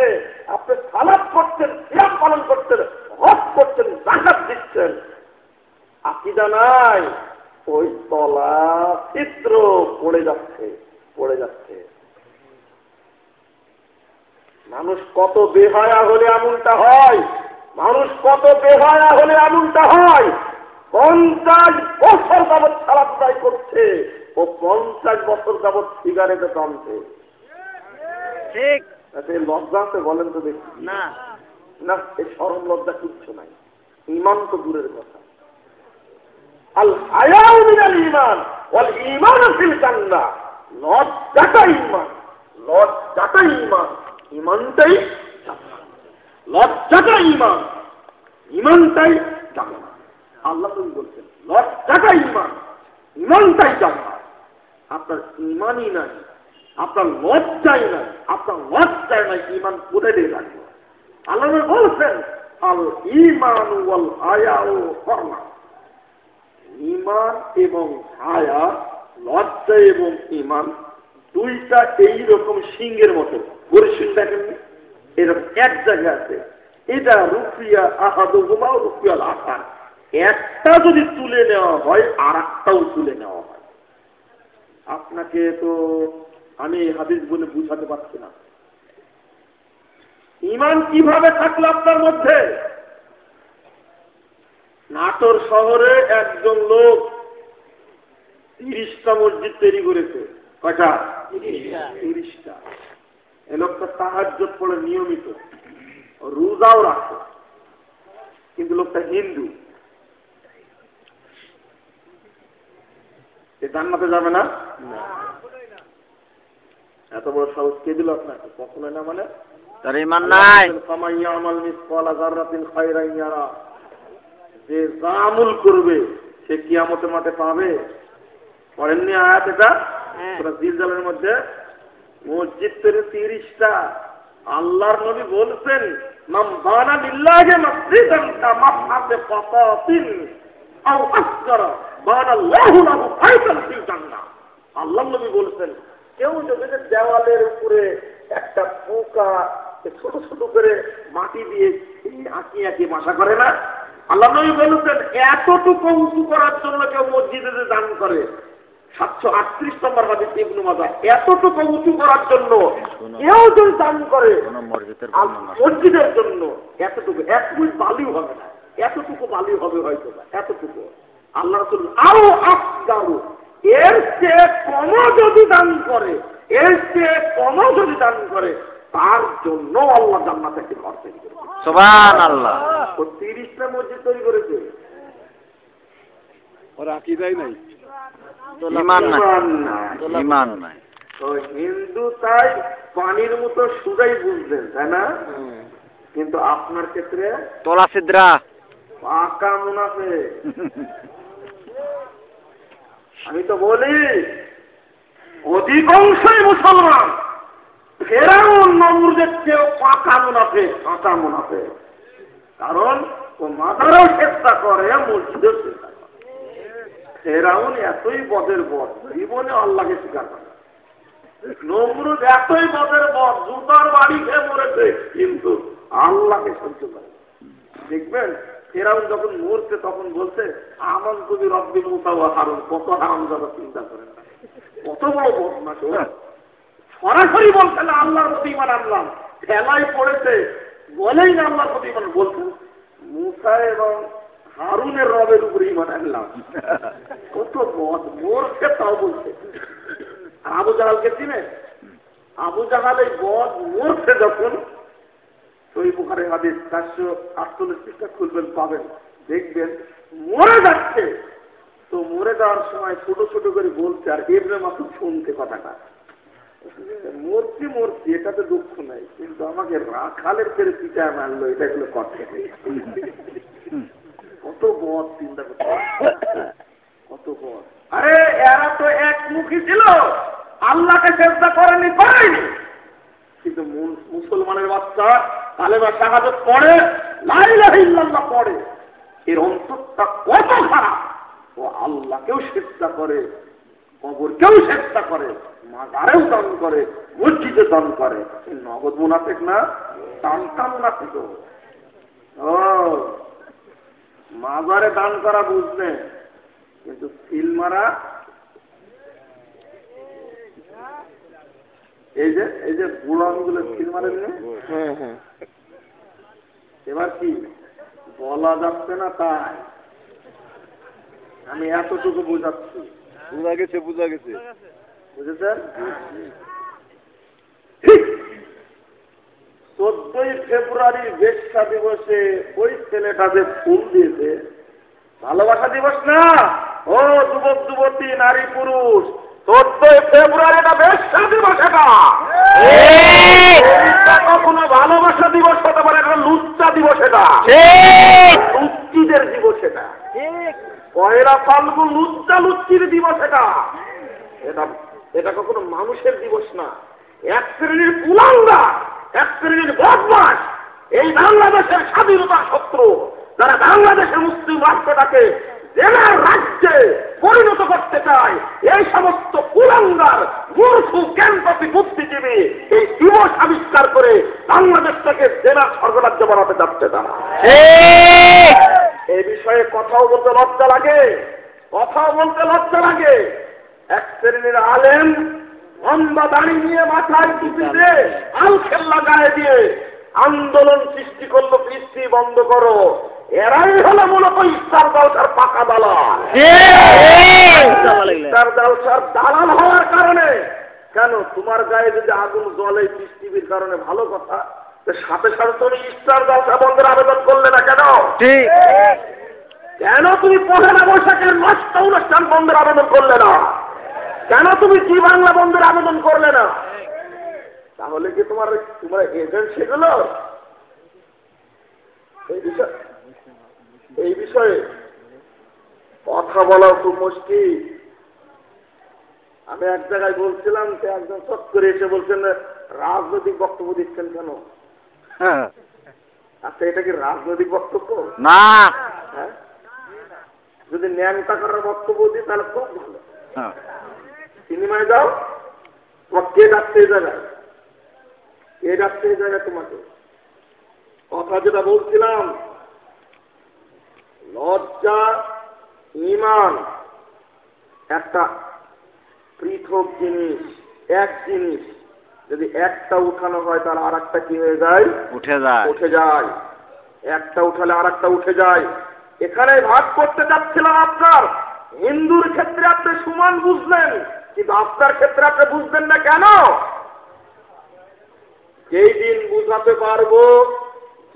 বুঝাতে পারবো মাজারে 1 টাকা দিলে ঈমানও যায়, ইসলামও যায়, ইসলাম থেকেও খারিজ হয়ে যায়, ঠিক অনুরূপ ভাবে সিল মারা মাত্রই ঈমানও যাবে, আমলও যাবে, ইসলামও যাবে, এতে কোনো সন্দেহ। এটাই তাওহীদ। এটা তাওহীদ। আল্লাহ বলছেন ওমাই ইয়াকফুর বিল ঈমান, আল্লাহ রাব্বুল আলামিন বলছেন লা ইকরাহা ফিদ-দীন ক্বাদ তাবায়্যানা আর-রুশদু মিনাল গায় ফামান ইয়াকফুর বিত-তাগুত ওয়া ইউমিন বিল্লাহ ফাকাদ ইসতামসাকা বিল উরওয়াতিল ওয়াসকা। যে ব্যক্তি তাগুতের সাথে কুফরি করলো এবং ঈমান আনলো, আগে তাগুতের সাথে কুফরি করলো, আগে বলল লা ইলাহা ওয়া ইউমিন বিল্লাহ, তারপরে বলল ইল্লাল্লাহ, ফাকাদ ইসতামসাকা বিল উরওয়াতিল ওয়াসকা। সে ব্যক্তি আল্লাহর রজ্জুকে শক্ত করে ধরলো, যা বিচ্ছিন্ন হবার নয়। লা ইলাহা ইল্লাল্লাহ অন্তরে বলার পরে যদি কেউ শিরকি বাক্য উচ্চারণ করে, নবী জিজ্ঞেস করি সকল ক্ষমতার উৎস কে? আল্লাহ। নাটোর ডিগ্রি কলেজে জিজ্ঞেস করা হয় সকল ক্ষমতার উৎস কে? জনগণ। নগদ মুনাফিক, টাটকা মুনাফিক। কেন? ঈমান নেই। ঈমান খুলে খাওয়ায় শিখে দেব। ইসলাম ব্যতীত যদি পৃথিবীর অন্য কোন ধর্ম, দর্শন, মতবাদ, থিওরি, ইজম, তরিকা, মাযহাব যদি কেউ গ্রহণ করে, তার সঙ্গে সঙ্গে ইসলাম কেটে যাবে। কথা মনে থাকবে? সঙ্গে সঙ্গে ইসলাম কেটে যাবে। আল্লাহ বলছেন সূরা আল ইমরান 85 নম্বর আয়াত খুলুন। আল্লাহ বলছেন ওয়ামান ইয়াবতাগি গায়রাল ইসলামি দীনা ফালা ইউকবালু মিনহু ওয়া হুয়া ফিল আখিরাতি মিনাল খাসিরিন। যে ব্যক্তি একমাত্র ইসলাম ব্যতীত পৃথিবীর অন্য যত ধর্ম, দর্শনিজম, থিওরি রয়েছে সবগুলোকে যে কোনো একটা তালাশ করবে, ওই ব্যক্তি পরকালে জাহান্নামীদের অন্তর্ভুক্ত হবে। মুসলমানের জন্য পবিত্র কোরআন এবং সহিহ হাদিস ছাড়া আর কোন সংবিধান নেই। চাই ধর্মীয় দিক থেকে হোক, চাই রাজনৈতিক দিক থেকে হোক, যে কোনো দিক থেকে হোক না কেন, পরিষ্কার ভাবে বোঝানোর চেষ্টা করি। আপনি কি করেন সেটা আমার দেখার বিষয় নয়। আমার দেখার বিষয় হলো আপনার মধ্যে ঈমান মজবুতি আছে কিনা। আল্লাহ বলছেন ওয়া ইউমিনু আকসারুহুম বিল্লাহ ইল্লা ওয়া হুম মুশরিকুন। সূরা ইউসুফ 6 নম্বর আয়াত বলুন। আল্লাহ বলছেন যারা ঈমান এনেছে তারা অধিকাংশই কি মুশরিক। তাই দেখেন মুসলমান বলতে কি হচ্ছে। আল্লাহ বলছেন যারা ঈমান এনেছে তাদের অধিকাংশই মুশরিক। কি বলছেন? আচ্ছা ঈমান আনলে কি মুশরিকরা মুমিন হয়? মুমিন হয়। আল্লাহ ভুল করে ফেলেছেন মনে হয়। ঠিক না, যারা ঈমান এনেছে তাদের অধিকাংশই মুশরিক, এই কথা আল্লাহ বললেন কেন? এবার ভাগ করে নি দেখি। তারা এই দেশে ধর্মের সাথে জড়িত, ধর্মীয় দর্শনের সাথে জড়িত, মাযহাব বলেন, তরিকা বলেন, দল বলেন, যত ইসলামের নামে দল আছে অধিকাংশই হলো পীর মুরিদে বিশ্বাসী। ঠিক। অধিকাংশই হলো মাজার পূজারী, কবর পূজারী। এদের সংখ্যা কম না বেশি? বেশি। এমন কোন ব্যক্তি বাংলাদেশে খুব কম খুঁজে পাবে আহলাদিস বাদ দিয়ে যা পীরের মুরিদ হয়নি। এই পীরের মুরিদ হয়েছে ও শিরিকের সাগরে হাবুডুবু করছে। মানে শয়তান ধরা, সোজা কথা বলতে না, এখানে কোনো পাকাপাকি নাই। পীর ধরা মানে কি? 2 নম্বর, যারা রাজনীতির সাথে জড়িত, বাংলাদেশের পচা রাজনীতির সাথে যারা জড়িত তাদের উদ্দেশ্যে বলছি, তারা কি শিরিক করে না? আরে শিরিক করে, শিরিকরা উৎপাদন করে, চাষ করে। এদের সংখ্যা কম না বেশি? বেশি। বেশি।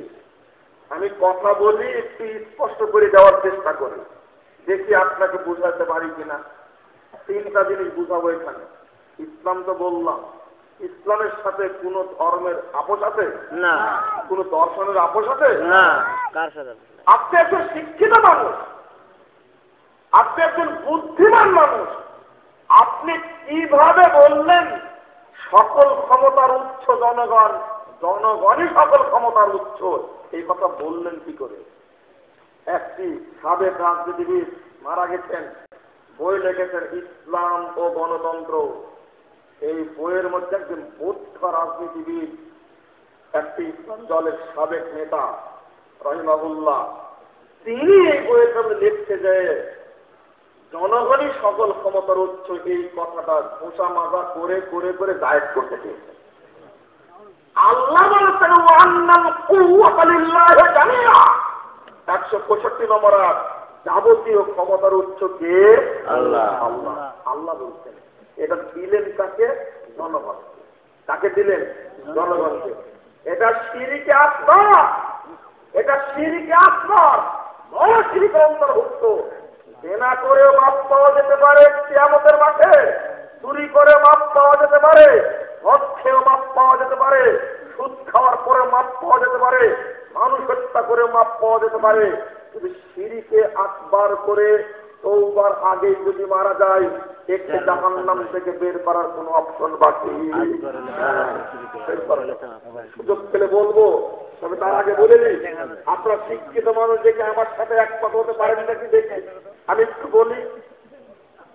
যদি আপনি মনে করেন ইসলামিয়া, মুজাদ্দিদা, নকশবন্দিয়া, কাদারিয়া, এইটা হলো কয়টা তরিকা? 4 তরিকা। 4 তরিকার 4টা স্তর, শরীয়ত, তরিকত, মারিফত, হাকিকত আছে না? শুনেছেন?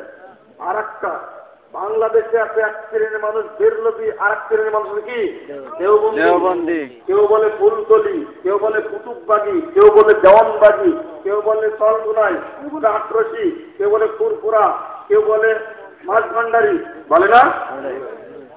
কিছু শিক্ষিত মানুষ আজকে কোয়ান্টাম মেথডের শয়তানের ফাঁদে অন্তর্ভুক্ত হয়েছে।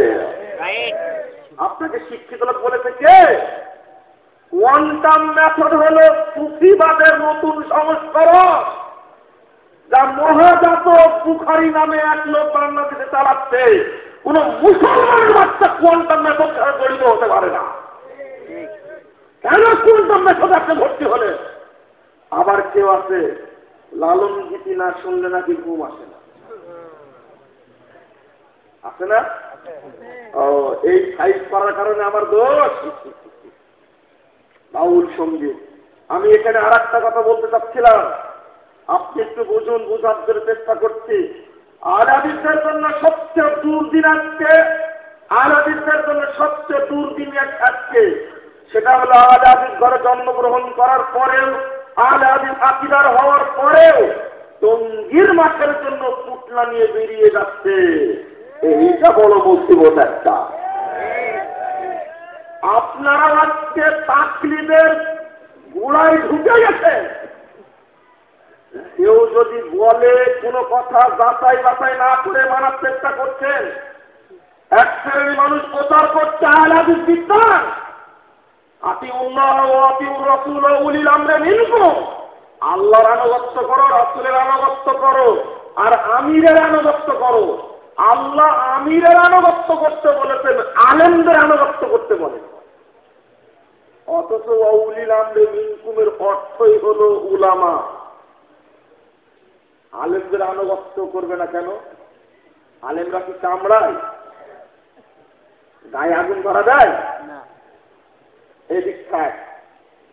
আর একদিকে সবচেয়ে বড় মুসিবত আপনার জন্য, আমাদের জন্য আপনি বড় মুসিবত। আপনি আহলে হাদিস আকীদার মানুষ। কেন মুসিবত? আপনি প্রচলিত নষ্ট রাজনীতির মধ্যে, মতবাদের মধ্যে ঢুকে আকীদাও নষ্ট করেছেন, ঈমানও নষ্ট করেছেন, আহলে হাদিস সমাজকেও আপনি ক্ষতিগ্রস্ত করেছেন।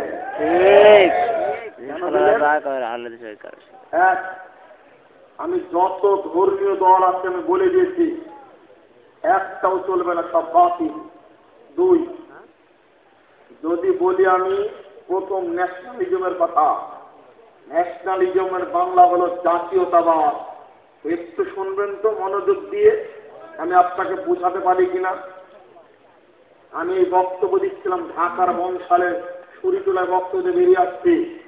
একজন আমাকে ধরে বলছেন যে আপনার জাতীয়তাবাদ সম্পর্কে কতটুকু পড়াশোনা আছে? আমি বললাম আমার লেখা আছে, তুমি কি জানো? তা জানি না। তাহলে বলেন কোন বইয়ে পাবো? শান্তির বেড়া তাহলে একামতে দিন পড়ো বাবা। জাতীয়তাবাদের জন্ম হয়েছে 1789 খ্রিস্টাব্দে। শিক্ষিত ব্যক্তিদের একটু দিকে আকর্ষণ করছি। 1789 খ্রিস্টাব্দে ন্যাশনালিজমের জন্ম। এর উপাদান হলো ছয়টি। এক, গোত্র, বর্ণ, ভাষা, বংশ।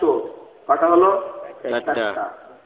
শাসনতান্ত্রিক ঐক্য, অর্থনৈতিক ঐক্য। কটা হলো? বলেন ধর্ম কই?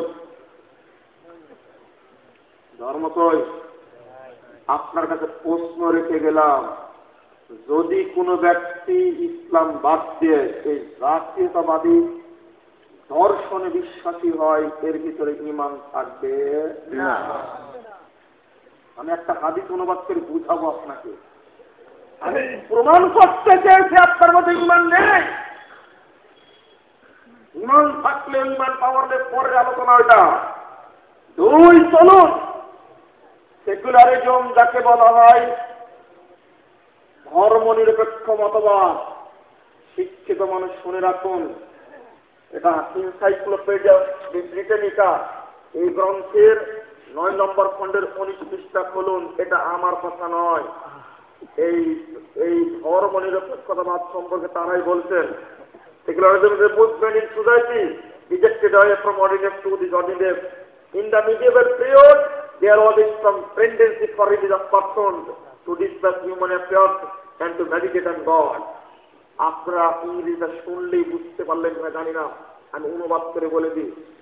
এই সেকুলারিজম মুভমেন্টটা দুনিয়া থেকে মানুষকে শুধু দুনিয়ার দিকেই ডাকে। এটা সৃষ্টি হয়েছে মধ্যযুগে 3টা উদ্দেশ্যে। যারা ধর্মকে বিশ্বাস করে, আল্লাহকে বিশ্বাস করে, যারা পরকালকে বিশ্বাস করে, তাদের উপরে অত্যাচার করার জন্য, নির্যাতন করার জন্য মতবাদ তৈরি হয়েছে। এই সংজ্ঞা আমার নয়, এই সংজ্ঞা এনসাইক্লোপিডিয়া ব্রিটানিকার মধ্যে আছে। ভাইও, আপনি এমন একজন ব্যক্তি, আহলে হাদিস আকীদার মানুষ, আপনি আজকে বক্তব্য শোনার জন্য আসছেন আকীদার টানে, কিন্তু পক্ষে রয়েছে আপনার এই মতবাদ। আপনি কি জানেন তাদের মূল মন্ত্রটা কি? Religion should not be allowed to come into politics, it is merely matter between man and God. তাদের উদ্দেশ্য, মূল কথা হলো রাজনীতির মধ্যে কখনো ধর্ম ঢোকার অধিকার রাখে না। রাজনীতির মধ্যে কখনো ধর্ম ঢোকার অধিকার রাখে না। ধর্ম কি করবে? মসজিদ আর মন্দিরের মধ্যে বসে বসে তসবিহ যুক্তে নম নম নম নম করবে। অথচ যদি প্রশ্ন করি আপনাকে, ইমান থাকে কিনা দেখেন, এই কথা উচ্চারণ করলে ইমান থাকবে কিনা বলুন দেখি। পৃথিবীর ইতিহাসের সর্বশ্রেষ্ঠ রাষ্ট্রনায়ককে মোহাম্মদ সাল্লাল্লাহু আলাইহি ওয়াসাল্লাম। আপনি যাবেন কোথায়? এবার বলুন, পৃথিবীর ইতিহাসে সর্বশ্রেষ্ঠ রাজনীতিবিদকে? মোহাম্মদ সাল্লাল্লাহু। পৃথিবীর ইতিহাসে সর্বশ্রেষ্ঠ রাষ্ট্রবিজ্ঞানীকে? পৃথিবীর ইতিহাসে সর্বশ্রেষ্ঠ অর্থনীতিবিদকে? মোহাম্মদ সাল্লাল্লাহু। পৃথিবীর ইতিহাসে সর্বশ্রেষ্ঠ ইমামকে? মোহাম্মদ সাল্লাল্লাহু। আপনি কিভাবে বিশ্বাস করলেন? 1832 সালে তৈরি হয়েছে কথা মতবাদ, আর একটা তৈরি হয়েছে কথা মতবাদ 1789 খ্রিস্টাব্দে, ওইটা সাবেক পুরাতন মতবাদ। আর একটা ছেলে, তুমি ছাত্রমন্ত্রী করো কেন? কমিউনিস্ট আন্দোলনের সাথে জড়িত কেন? মুসলমানের বাচ্চা, আলাদা বাচ্চা। আমি তো সহ্য করতে পারি না। আমি একজন পৃথিবীরকে চাই, আমি একজন সাহিত্যবাহী শহীদকে চাই। ইমান নিয়েই কথা বলা শুরু করেছি। ব্রিটিশরা যখন এই বাংলাদেশে উপমহাদেশে যখন মা বোনের ইজ্জতকে নষ্ট করছিল, আলেমদেরকে হত্যা করছিল, এদেশের অর্থ সম্পদ চুরি করে যখন নিয়ে যাচ্ছিল, তখন আহলে হাদিস উলামায়ে কেরাম ঐক্যবদ্ধ হয়ে ব্রিটিশদের বিরুদ্ধে দুর্বর্গিত আন্দোলন করেছে। তারই সন্তান তুমি। আব্দুল্লাহ আল কাসি আল কুরাইশি সাহেবের আহলে হাদিস পরিচিতি পড়ে দেখো। আমি তোমাকেই বলছি, তুমি ছাত্র জীবন কোথায় কাটাচ্ছ? তোমার হৃদয়ের অহংকার হবে আলীর মতো, তোমার দেহের প্রতি ফোঁটা রক্ত আল্লাহ দেওয়া পবিত্র আমানত। এই পবিত্র রক্ত ঢালছো তুমি কোন পথে? তোমার কাছে আমার প্রশ্ন। তুমি কমিউনিস্ট কালমার্ক্স সম্পর্কে জানো না? কালমার্ক্সের জন্ম হয়েছে 1818 সালে, 1846 সালে মতবাদ তৈরি হয়েছে কমিউনিজম। তোমাকে বলছি এটা। কালমার্ক্সের বক্তব্য শুনলে দেখো, কাফি সাহেব লিখে রাখছেন ইসলাম অ্যান্ড কমিউনিজম বইয়ের মধ্যে। কাফি সাহেব 31 পৃষ্ঠা খোলো তুমি। আহলে হাদিসদের জাগানোর প্রথম ব্যক্তি উপমহাদেশে তিনি জাগিয়ে তুললেন মানুষকে। তিনি বলছেন, এই কালমার্ক্সের বক্তব্য, it is not religion that statement but man who creates religion, it is nothing like a god must to be stayed. আমি সহ্য করতে পারবো না, তুমি মুসলমানের বাচ্চা, তুমি আহলে হাদিসের বাচ্চা, কালমার্ক্সের এই বক্তব্যকে তুমি সহ্য করো কি করে? কালমার্ক্স বলছেন যে ধর্মকে মানুষ তৈরি করেছে, ধর্ম মানুষকে তৈরি করে। বলুন নাউযুবিল্লাহ। 1385 নম্বর হাদিস, আল্লাহ নবী বলছেন, কুল্লু মাউলুদিন ইউলাদু আলাল ফিতরা ফাবাউহু মুহাফফিদানিহি আইওয়াসসালামিহি আইওয়াসসালিহি। আল্লাহ নবী বলছেন যে প্রত্যেক সন্তান ইসলামের উপরে জন্মগ্রহণ করে, অতঃপর তার বাপ মাতাকে ইহুদি বানায়, খ্রিস্টান বানায়, অগ্নি পূজক বানায়। আরে কালমার্ক্সের যখন জন্ম হয় তখনও মুসলমান হয়েই জন্মগ্রহণ করেছিল। তার ছাত্র বলছে অ্যাঞ্জেলসের বক্তব্য আরো নিকৃষ্ট, আরো খারাপ।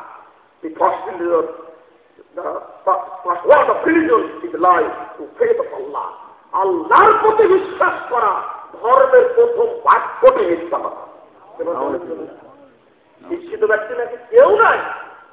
না জেনে পিছনে চলা উচিত না, না জেনে পিছনে চলা উচিত না। দেখেন কত সুন্দর পরিকল্পনা।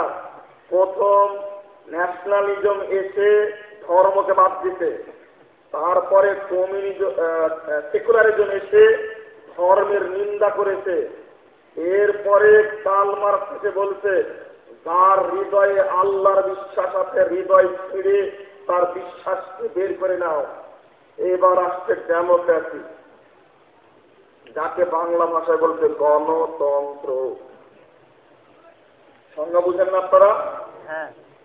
Democracy the government of the people, by the people, for the people. ধর্মের গোষ্ঠী নাই, মানুষই তৈরি করবে আইন মানুষের জন্যই। চলুন একটা হাদিস শুনিয়ে দিই। 443 নম্বর হাদিস, দারাকুতনি দারুনি 443 নম্বর হাদিস। আল্লাহর নবী হাদিসটা একবারে এক ক্ষেত্রে তাকিয়ে শুনুন। আমি আপনাকে ঈমান বোঝাতে চেয়েছি, পৃথিবীতে যত ধর্ম দর্শন তৈরি হয়েছে সবগুলো ইসলামের বিরুদ্ধে। এমনকি যারা বলছে টঙ্গীর মাঠে হাজির হলে হজ্জের নেকি পাওয়া যায়, নাউযুবিল্লাহ, এরা আরাফার মাঠের বিরোধী না, এরা আরাফার মাঠের বিরোধী। নবীর তরিকাকে বিশ্বাস করে না বলে তাদের টার্গেট হলো টঙ্গীর মাঠ। আমি তাকে কিভাবে বলবো যে ইসলামপন্থী? কোনো দিনই বলতে পারিনি। আমি আপনাকে বোঝাতে চেয়েছিলাম যে জিনিসটা, সেটা হলো একটু ভেবে দেখুন যে ইসলামের সাথে অন্যান্য মতবাদের তফাৎ কত। আল্লাহ নবী বসে আছেন, যাদের বলছেন যা উমর ইবনে খাত্তাব এর নবী সাল্লাল্লাহু আলাইহি ওয়াসাল্লাম বিরুদ্ধে তাওরাত, তাওরাতের একটা নুসখা নিয়ে উমর রাদিয়াল্লাহু আনহু নবীর কাছে আসলেন। নবীর কাছে আসার পরে বলছেন, ইয়া রাসূলুল্লাহ হাদিহি নুসখাতু মিনাত তাওরাত। আল্লাহ নবী দেখুন, এটা হলো তাওরাতের একটি নুসখা, এটা তাওরাতের একটা নুসখা। ফাজালা ইয়াকরা ফাতাকাত রাসূলুল্লাহ সাল্লাল্লাহু আলাইহি ওয়াসাল্লাম। আল্লাহ নবী চুপে গেলেন, ওমর পড়তে থাকলেন। ওমর পড়ছেন তাওরাত, পড়ার সময় ফাতাগাইয়ারা ওয়াজহু রাসূলুল্লাহ সাল্লাল্লাহু আলাইহি ওয়াসাল্লাম, এমন অবস্থায় আল্লাহর নবীর চেহারা বিবর্ণ হয়ে গেছে। আবু বকর বলছেন, সাকিলাত কাসামাদি ওমর, ওমর তোমার ধ্বংস হোক, তুমি কি দেখতে পাচ্ছ না? আপনারা নবী রাসূলুল্লাহ সাল্লাল্লাহু আলাইহি ওয়াসাল্লাম রাসূলের চেহারার দিকে তাকিয়ে দেখো তো অবস্থাটা কি হয়েছে। ফানাজারা উমর রাসূলুল্লাহ সাল্লাল্লাহু আলাইহি ওয়াসাল্লাম, ওমর রাদিয়াল্লাহু আনহু রাসূলের চেহারার দিকে তাকিয়ে বলছেন, রাদিনা বিল্লাহি রাব্বাও ওয়া বিল ইসলামি দীনাও ওয়া মুহাম্মাদান নাবিয়্যা। আউযু বিল্লাহি মিন গাযবিল্লাহ ওয়া মিন গাযবি রাসূলিহি। আমি আল্লাহর গজব থেকে, মুহাম্মদের অসন্তুষ্টি থেকে আল্লাহর কাছে পরিত্রাণ চাচ্ছি। আল্লাহর রব হিসাবে পেয়ে, ইসলামকে দ্বীন হিসাবে পেয়ে, মুহাম্মদকে নবী হিসাবে পেয়ে আমি সন্তুষ্ট হয়েছি। এই কথা বলে ওমর চুপ, কোনো কথা বলেন না, ওমর চুপ। এই কথা বলার পরে আল্লাহর নবী গর্জে উঠে বলছেন, ওয়াল্লাযী নাফসু মুহাম্মাদিন বিয়াদিহি। শোনো সাহাবা কেরাম, ওই সত্তার কসম করে বলছি যার হাতে মুহাম্মাদের প্রাণ রয়েছে। লাউ বাদা লাকুম মূসা ফাত্তাবাতুমুহু ওয়া তারাকতুমুনি। শোনো শোনো, তোমরা শুনে রাখো, আজকে রাখো তোমার তাওরাত, বিকৃত তাওরাতের 5 পয়সা দাম নাই। স্বয়ং যদি মূসা আলাইহিস সালাম এখন আসে, স্বয়ং যদি মূসা আলাইহিস সালাম এখন আসে, ফাত্তাবাতুমুহু, তোমরা যদি মূসাকে মেনে নাও, ওয়া তারাকতুমুনি, আর আমাকে যদি ছেড়ে দাও, লা যালালতুম আন সাওয়া'is সাবিল, তবুও তোমরা জান্নাতের পথ থেকে তোমরা পথভ্রষ্ট হয়ে যাবে। শোনো সাহাবীরা, শোনো, লাউ কানা হাইয়ান, আজকের দিনে যদি মূসা জীবিত থাকতেন, লাত্তাবা আমি, তিনিও আমার অনুসরণ করতেন। আপনাকে আমি হাদিস কিভাবে বুঝাবো, আমি কিভাবে বুঝাবো? এই হাদিসের শেষ অংশে এসেছে, অথচ আমি তোমাদের কাছে নিয়ে এসেছি স্বচ্ছ, তৃপ্তিমান, উজ্জ্বল বিধান নিয়ে এসেছি, এর মধ্যে কোনো ত্রুটি নাই। আর তুমি আমার সামনে তাওরাত পড়ছো? ওমর, তোমার লজ্জা শরম নাই? তুমি আমার সামনে তাওরাত পড়ছো? আমি যা বিধান নিয়ে এসেছি ভাই, তৃপ্তিমান, উজ্জ্বল, নাকিয়া, স্বচ্ছ, নিষ্কলুষ, পরিষ্কার, নির্ভুল বিধান নিয়ে এসেছে, তুমি তাওরাত পড়ছো কেন? এবার পর্যালোচনা, বলুন তো, নবী মুহাম্মাদের সামনে যদি পৃথিবীর কোন নবীর আনুগত্য না চলে, পীর ফকির কোন নেতার আনুগত্য চলে? কোন মাযহাবী ইমামের, পীরের, ফকিরের, নেতার কারো চলবে না। এক। দ্বিতীয় নম্বর জিনিস যেটা খুব গুরুত্বপূর্ণ, বলুন তো, তাওরাত নাযিল হয়েছিল কার উপরে? ইনজিল নাযিল হয়েছিল কার উপরে? তাওরাত ইনজিল কার নাযিল করা? আল্লাহর নাযিল করা। যদি আল্লাহর নাযিল করা তাওরাত ইনজিল কোরআন আসার কারণে যদি বাতিল হয়, যদি ইহুদি ধর্ম, খ্রিস্টান ধর্ম আল্লাহর নাজিল করা এই ধর্ম যদি বাতিল হয় ইসলামের কারণে, আমি আবার বলছি, কথাটা ভালো করে শুনে রাখুন, যদি নাজিল হওয়া তাওরাত, নাজিল হওয়া ইনজিল, কুরআন নাজিলের কারণে যদি বাতিল হয়, ইহুদি ধর্ম, খ্রিস্টান ধর্ম, আল্লাহর স্বীকৃতি ধর্ম, ইসলাম আসার পরে যদি বাতিল হয়, তাহলে ইসলামের উপস্থিতিতে পৃথিবীর যত ধর্ম, যত দর্শন, যত মতবাদ, যত তরিকা, যত মাযহাব, সবগুলো বাতিল বলে গণ্য হবে। এই আকীদা পোষণ করুন। এই আকীদাটাই বোঝানোর জন্যই জানাইছি আমি এই আকীদাই বোঝানোর জন্য এসেছি। আপনি বিশ্বাস করবেন কি করে? আপনার ভিতরে বিশ্বাসই নাই। অথচ কোরআনের সামনে আমি বলে দিই, আজকে পবিত্র কোরআনের পরে এই কোরআন বিরোধী পৃথিবীর যত সংবিধান আছে সব বাতিল বলে গণ্য হবে। এই জন্যই তো বলি, আন্তর্জাতিক আদালতের সংবিধান হবে মহাগ্রন্থ আল কোরআন, হোয়াইট হাউসের সংবিধান হবে আল কোরআন, জাতিসংঘের সংবিধান হবে আল কোরআন।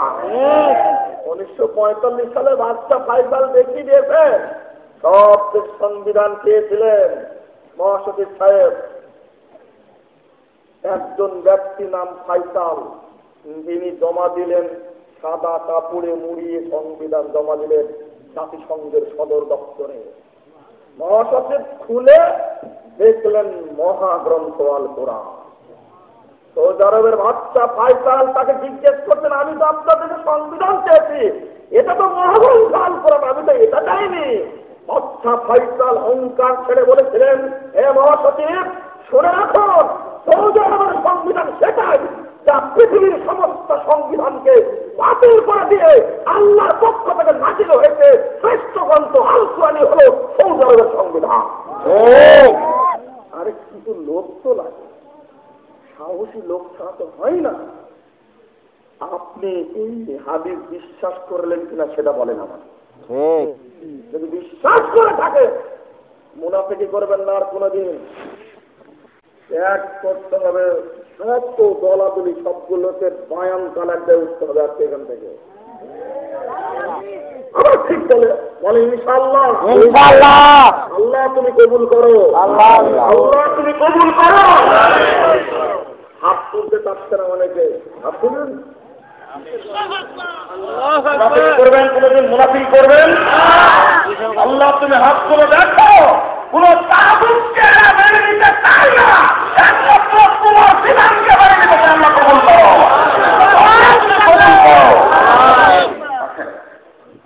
বোঝাতে চেয়েছি আমি যেটা, এই হাত দিয়ে যেন কোন শিরকি কর্মকাণ্ড না চলে, মনে থাকবে। যদি এই কথাই কবুল হয়ে যায়, আজকে বাংলাদেশে বেশি সময় নয়, যেদিন কেবলমাত্র নির্ভেজাল তাওহীদের পতাকা আসমানে উড়বে। ইনশাআল্লাহ যদি কবুল হয়ে যায়, ইনশাআল্লাহ কবুল হয়ে যায়। ঈমানটা কি? 11 নম্বর হাদিস খুলুন সহিহ বুখারী, 9 নম্বর হাদিস খুলুন সহিহ মুসলিম। আল্লাহ বলছেন, আল ঈমানু বিযুন ওয়া সাবুনা শুবা। ঈমানের শাখা রয়েছে কয়টি? 70। তারপরে বলছেন, আফদালুহা কাউলু লা ইলাহা ইল্লাল্লাহ ওয়া আদনাহা ইমাতাতুল আযা আনিত তারিক ওয়াল হায়াউ শুবাতুন মিনাল ঈমান। ঈমানের 70 শাখার মধ্যে শ্রেষ্ঠ শাখা লা ইলাহা ইল্লাল্লাহ বলা। সবচেয়ে ছোট শাখা হলো রাস্তা থেকে কাঁটা সরিয়ে দেওয়া। ঈমান যদি কার মধ্যে থাকে আর তার যদি এক নেকি টিকে যায় কিয়ামতের মাঠে, কয় নেকি? 593 নম্বর হাদিস, আদাবুল মুফরাদ সহিহ বুখারী খুলুন। আল্লাহর নবী মুহাম্মদ সাল্লাল্লাহু আলাইহি ওয়াসাল্লাম বলতেন, মান তুকবিলাত লাহু হাসানা। একজন ব্যক্তি রাস্তা থেকে একটা ইট সরিয়ে রাখলো, কয়টা? একটা সরিয়ে রাখলো, ফালাহু হাসানা, তার এক নেকি হলো। এরপর আল্লাহ বলছেন, মান তুকবিলাত লাহু হাসানা, যার একটা নেকি কবুল করা হবে দাখালাল জান্নাহ, ওই একটা নেকি নিয়ে জান্নাতে যাবে। 98 নম্বর হাদিস তাবরানী কাবিল। আল্লাহর নবী মুহাম্মদ সাল্লাল্লাহু আলাইহি ওয়াসাল্লাম বলেন, মান কানাত লাহু হাসানা, কিয়ামতের মাঠে কোনো নেকি নাই, কোনো নেকি নাই।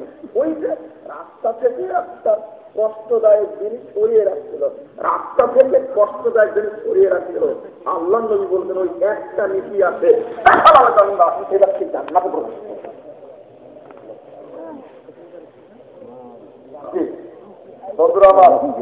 আমি দৃষ্টি আকর্ষণ করছিলাম, প্রত্যেক জিনিসের সাথে কি আছে বলেন তো? ঈমান আছে। কথা বলে বুঝেননি, তাই না? প্রত্যেক জিনিসের সাথে কি আছে? ঈমান আছে। কিভাবে বুঝাবো? প্রত্যেক জিনিসের সাথে ঈমান আছে। যে বর্ণনাটা কুরআনের আয়াতটা আপনি প্রথম শুনলেন, তার সাথে কি করতে হবে? আগে ঈমান আনতে হবে। দেখি আপনি এই হাদিসের প্রতি ঈমান কতটুকু। আল্লাহ রাসূল সাল্লাল্লাহু আলাইহি ওয়াসাল্লাম বলতেন, নাসাঈ 5907 নম্বর হাদিস। কত নম্বর বললাম? 5907 নম্বর হাদিস। আল্লাহ রাসূল বলেছেন, কুল্লু মুসকিরিন হারাম, প্রত্যেক মাদক দ্রব্য কি হারাম।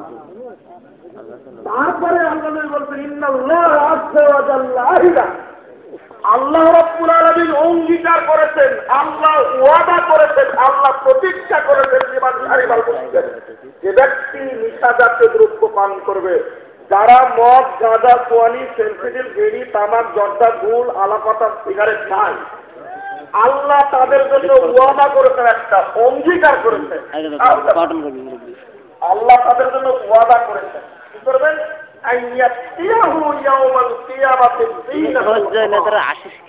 কিয়ামতের মাঠে এদেরকে তিনাতুল খাবাল দ্বারা আপ্যায়ন করা হবে। সাহাবীরা বলছেন, আল্লাহ নবী তিনাতুল খাবালটা কি? আল্লাহ নবী তিনাতুল খাবালটা কি? তখন রাসূল সাল্লাল্লাহু আলাইহি ওয়াসাল্লাম বললেন, জানো না তোমরা? আরে কোহলিনা আও উসারাতুনা, আরে তিনাতুল খাবাল হলো ওই জাহান্নামীদের পোড়ানোর কারণে তাদের দেহ থেকে যে রক্ত, পুঁজ, গলিত গোশ বের হয়ে একটা ড্রেনে জমা হবে, একটা ড্রেনে জমা হবে। আর আল্লাহ বিড়িখোর, গাঁজাখোর, মদখোর, সোয়ানিখোর, জর্দাখোর, আলাখোর, হারামখোরদেরকে, নিশাজাতীয় দ্রব্য পান করেছে যারা, তাদেরকে ওখান থেকে জুস খাওয়াবে। আমার এই হাদিস অনুবাদ করতে গেলে বমি বমি ভাব হয়। এই বেড়িখোররা যদি হাদিসটা মেনে চলে, যদি মেনে চলে, যদি ঈমান আনে হাদিসটার প্রতি, আগে ঈমান আনেন। আল্লাহ ওয়াদা করেছেন, কোন ব্যক্তি যদি নিশাজাতীয় দ্রব্য পান করে অবশ্যই তাকে জাহান্নামে পুঁজ খেতেই হবে। আল্লাহ নবী জুস বলেছেন, আপনার জুস বলেন না কথা। এই জুস ইংরেজি শব্দ, ইংরেজরা কি জন্য যে তৈরি করেছে আল্লাহ ভালো জানে। আরবি থেকে বলা হয় আসির, এই আসির থেকে উষা, এই জুস বলা হয়েছে। এই রক্ত পুঁজ মিশ্রিত জুস এই নিশাজাতীয় দ্রব্য পান করে খাওয়ানো হবে। নাউযুবিল্লাহ। আচ্ছা, এবার আমার সাথে বলুন, এই যে হাদিসটা বললাম, হাদিসটাকে আপনি কত পার্সেন্ট বিশ্বাস করলেন বলেন তো দেখি? 100। আপনারা তো খালি নির্মাণ করে, অনেকেই মনে করে, অনেকেই মনে করে যারা খায় হয়তো তাদেরই, যারা বিক্রি করে তাদেরকে একটু বেশি খাওয়ানো হবে, কারণ এ হলো সহযোগিতা করেছে, ও আমদানি করেছে। এই এলাকায় পুরো দোকানে যেন বিড়ি, তামাক, জর্দা, গুল যেন না পাওয়া যায়, আজকে থেকে নিষিদ্ধ একেবারে, টোটালি নিষিদ্ধ, কেউ যেন নামে আসতে পারে। বন্ধুরা আমার, উস্তাদজি চলে এসেছেন, বক্তব্য দেওয়ার কোনো সুযোগ নেই। এই এই এই হাদিস আপনার কানে আসবে, এই হাদিসই আপনার কানে আসবে, হাদিস সহি হলে আপনি 100% বিশ্বাস করবেন। আগে ঈমান আনবেন হাদিসটার প্রতি, কোরআনের আয়াতের প্রতি। কথা মনে থাকবে? কেমন বিশ্বাস জানেন? একটু বলি। মদিনা থেকে মক্কায় তথ্য ফাঁস করার জন্য একটা মহিলাকে পাঠায় দিয়েছে। হাতিব ইবনে বালতা বদরি সাহাবী, প্রায় মক্কায় চলে এসেছে মহিলা, প্রায় চলে এসেছে। ঠিক এই মুহূর্তে জিবরিল আমিন খবর দিল যে আপনারা যে পরিকল্পনা করলেন মক্কা বিজয়ের জন্য, এই যে তত্ত্ব ফাঁস হয়ে যাচ্ছে। কেন? এই ঘটনা। তা আলীকে বললেন, আলী দৌড়াও, মোড়া নিয়ে দৌড়াও, বড় মহিলাকে, এই মহিলার কাছে পত্র আছে। বুঝতে পারেননি? দেখেন ঈমান কাকে বলে বুঝাই। তো মহিলাকে বললো ধরে, ওই তোমার কাছে একটা চিঠি আছে, চিঠিটা দাও তো। তখন ও মহিলা বলেছে, আল্লাহে বিল্লাহে তাল্লাহে যা বলা, আল্লাহর কসম আমার কাছে কোনো চিঠি নাই, পত্র নাই, ইত্যাদি বলে একবারে অবস্থা খারাপ। এবার কি হবে? ফোন দিবেন এবার আল্লাহ নবীর কাছে যে আল্লাহ ঘটনা তো অস্বীকার করে, কি করা যায়? ফোন ছিল না, ফোন ছিল না। নবী বলেছেন পত্র এর কাছে আছে। এবার আলী রাদিয়াল্লাহু আনহু বলছেন, এই মহিলা, আল্লাহর নবী বলেছেন তোর কাছে পত্র আছে, যদি পত্র না দিস লাউল কিয়ান্না কিয়া রাখি, তাহলে তোর কাপড় খুলে কিন্তু পত্র বের করবো আমি।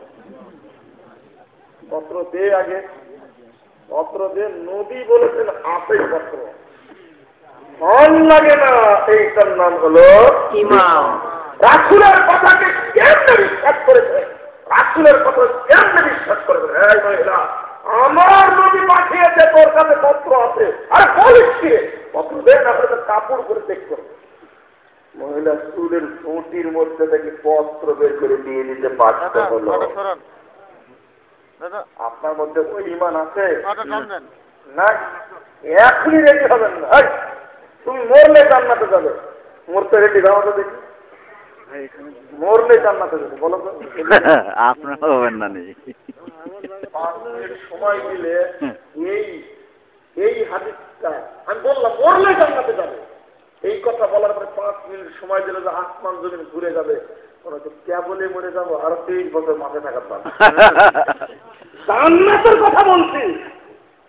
এই যে সাহাবীদেরকে আল্লাহর নবী বলেছেন, বলা মাত্রই সঙ্গে সঙ্গে ঈমানের নাম এরকম।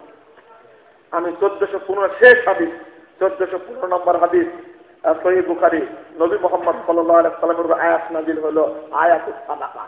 সাদাকার আয়াত নাযিল হওয়া মাত্রই, সাদাকার আয়াত নাযিল হওয়া মাত্রই আব্দুর রহমান বিন আওফ বলছেন, আমরা দৌড়ে চলে গেলাম, কুন্না নুহামিলু ফিস সুক, আমরা চলে গেলাম বাজারে। বাজারে গিয়ে আমরা কুলিগিরি করলাম। কুলিগিরি করে যে টাকাটা হলো, ওখান থেকে চট করে টাকাটা নিয়ে এসে আমি ধাক্কা দিয়ে দিলাম আয়াত নাযিল হওয়ার কারণে। এর নাম হলো ঈমান। না, ঈমান আপনারা বুঝেন না, আমি আজকে বুঝাতেও পারলাম না, আকীদা বুঝাতে পারলাম না। অন্য কোনোদিন আমার সুযোগ হলে বোঝানোর চেষ্টা করবো ইনশাআল্লাহ।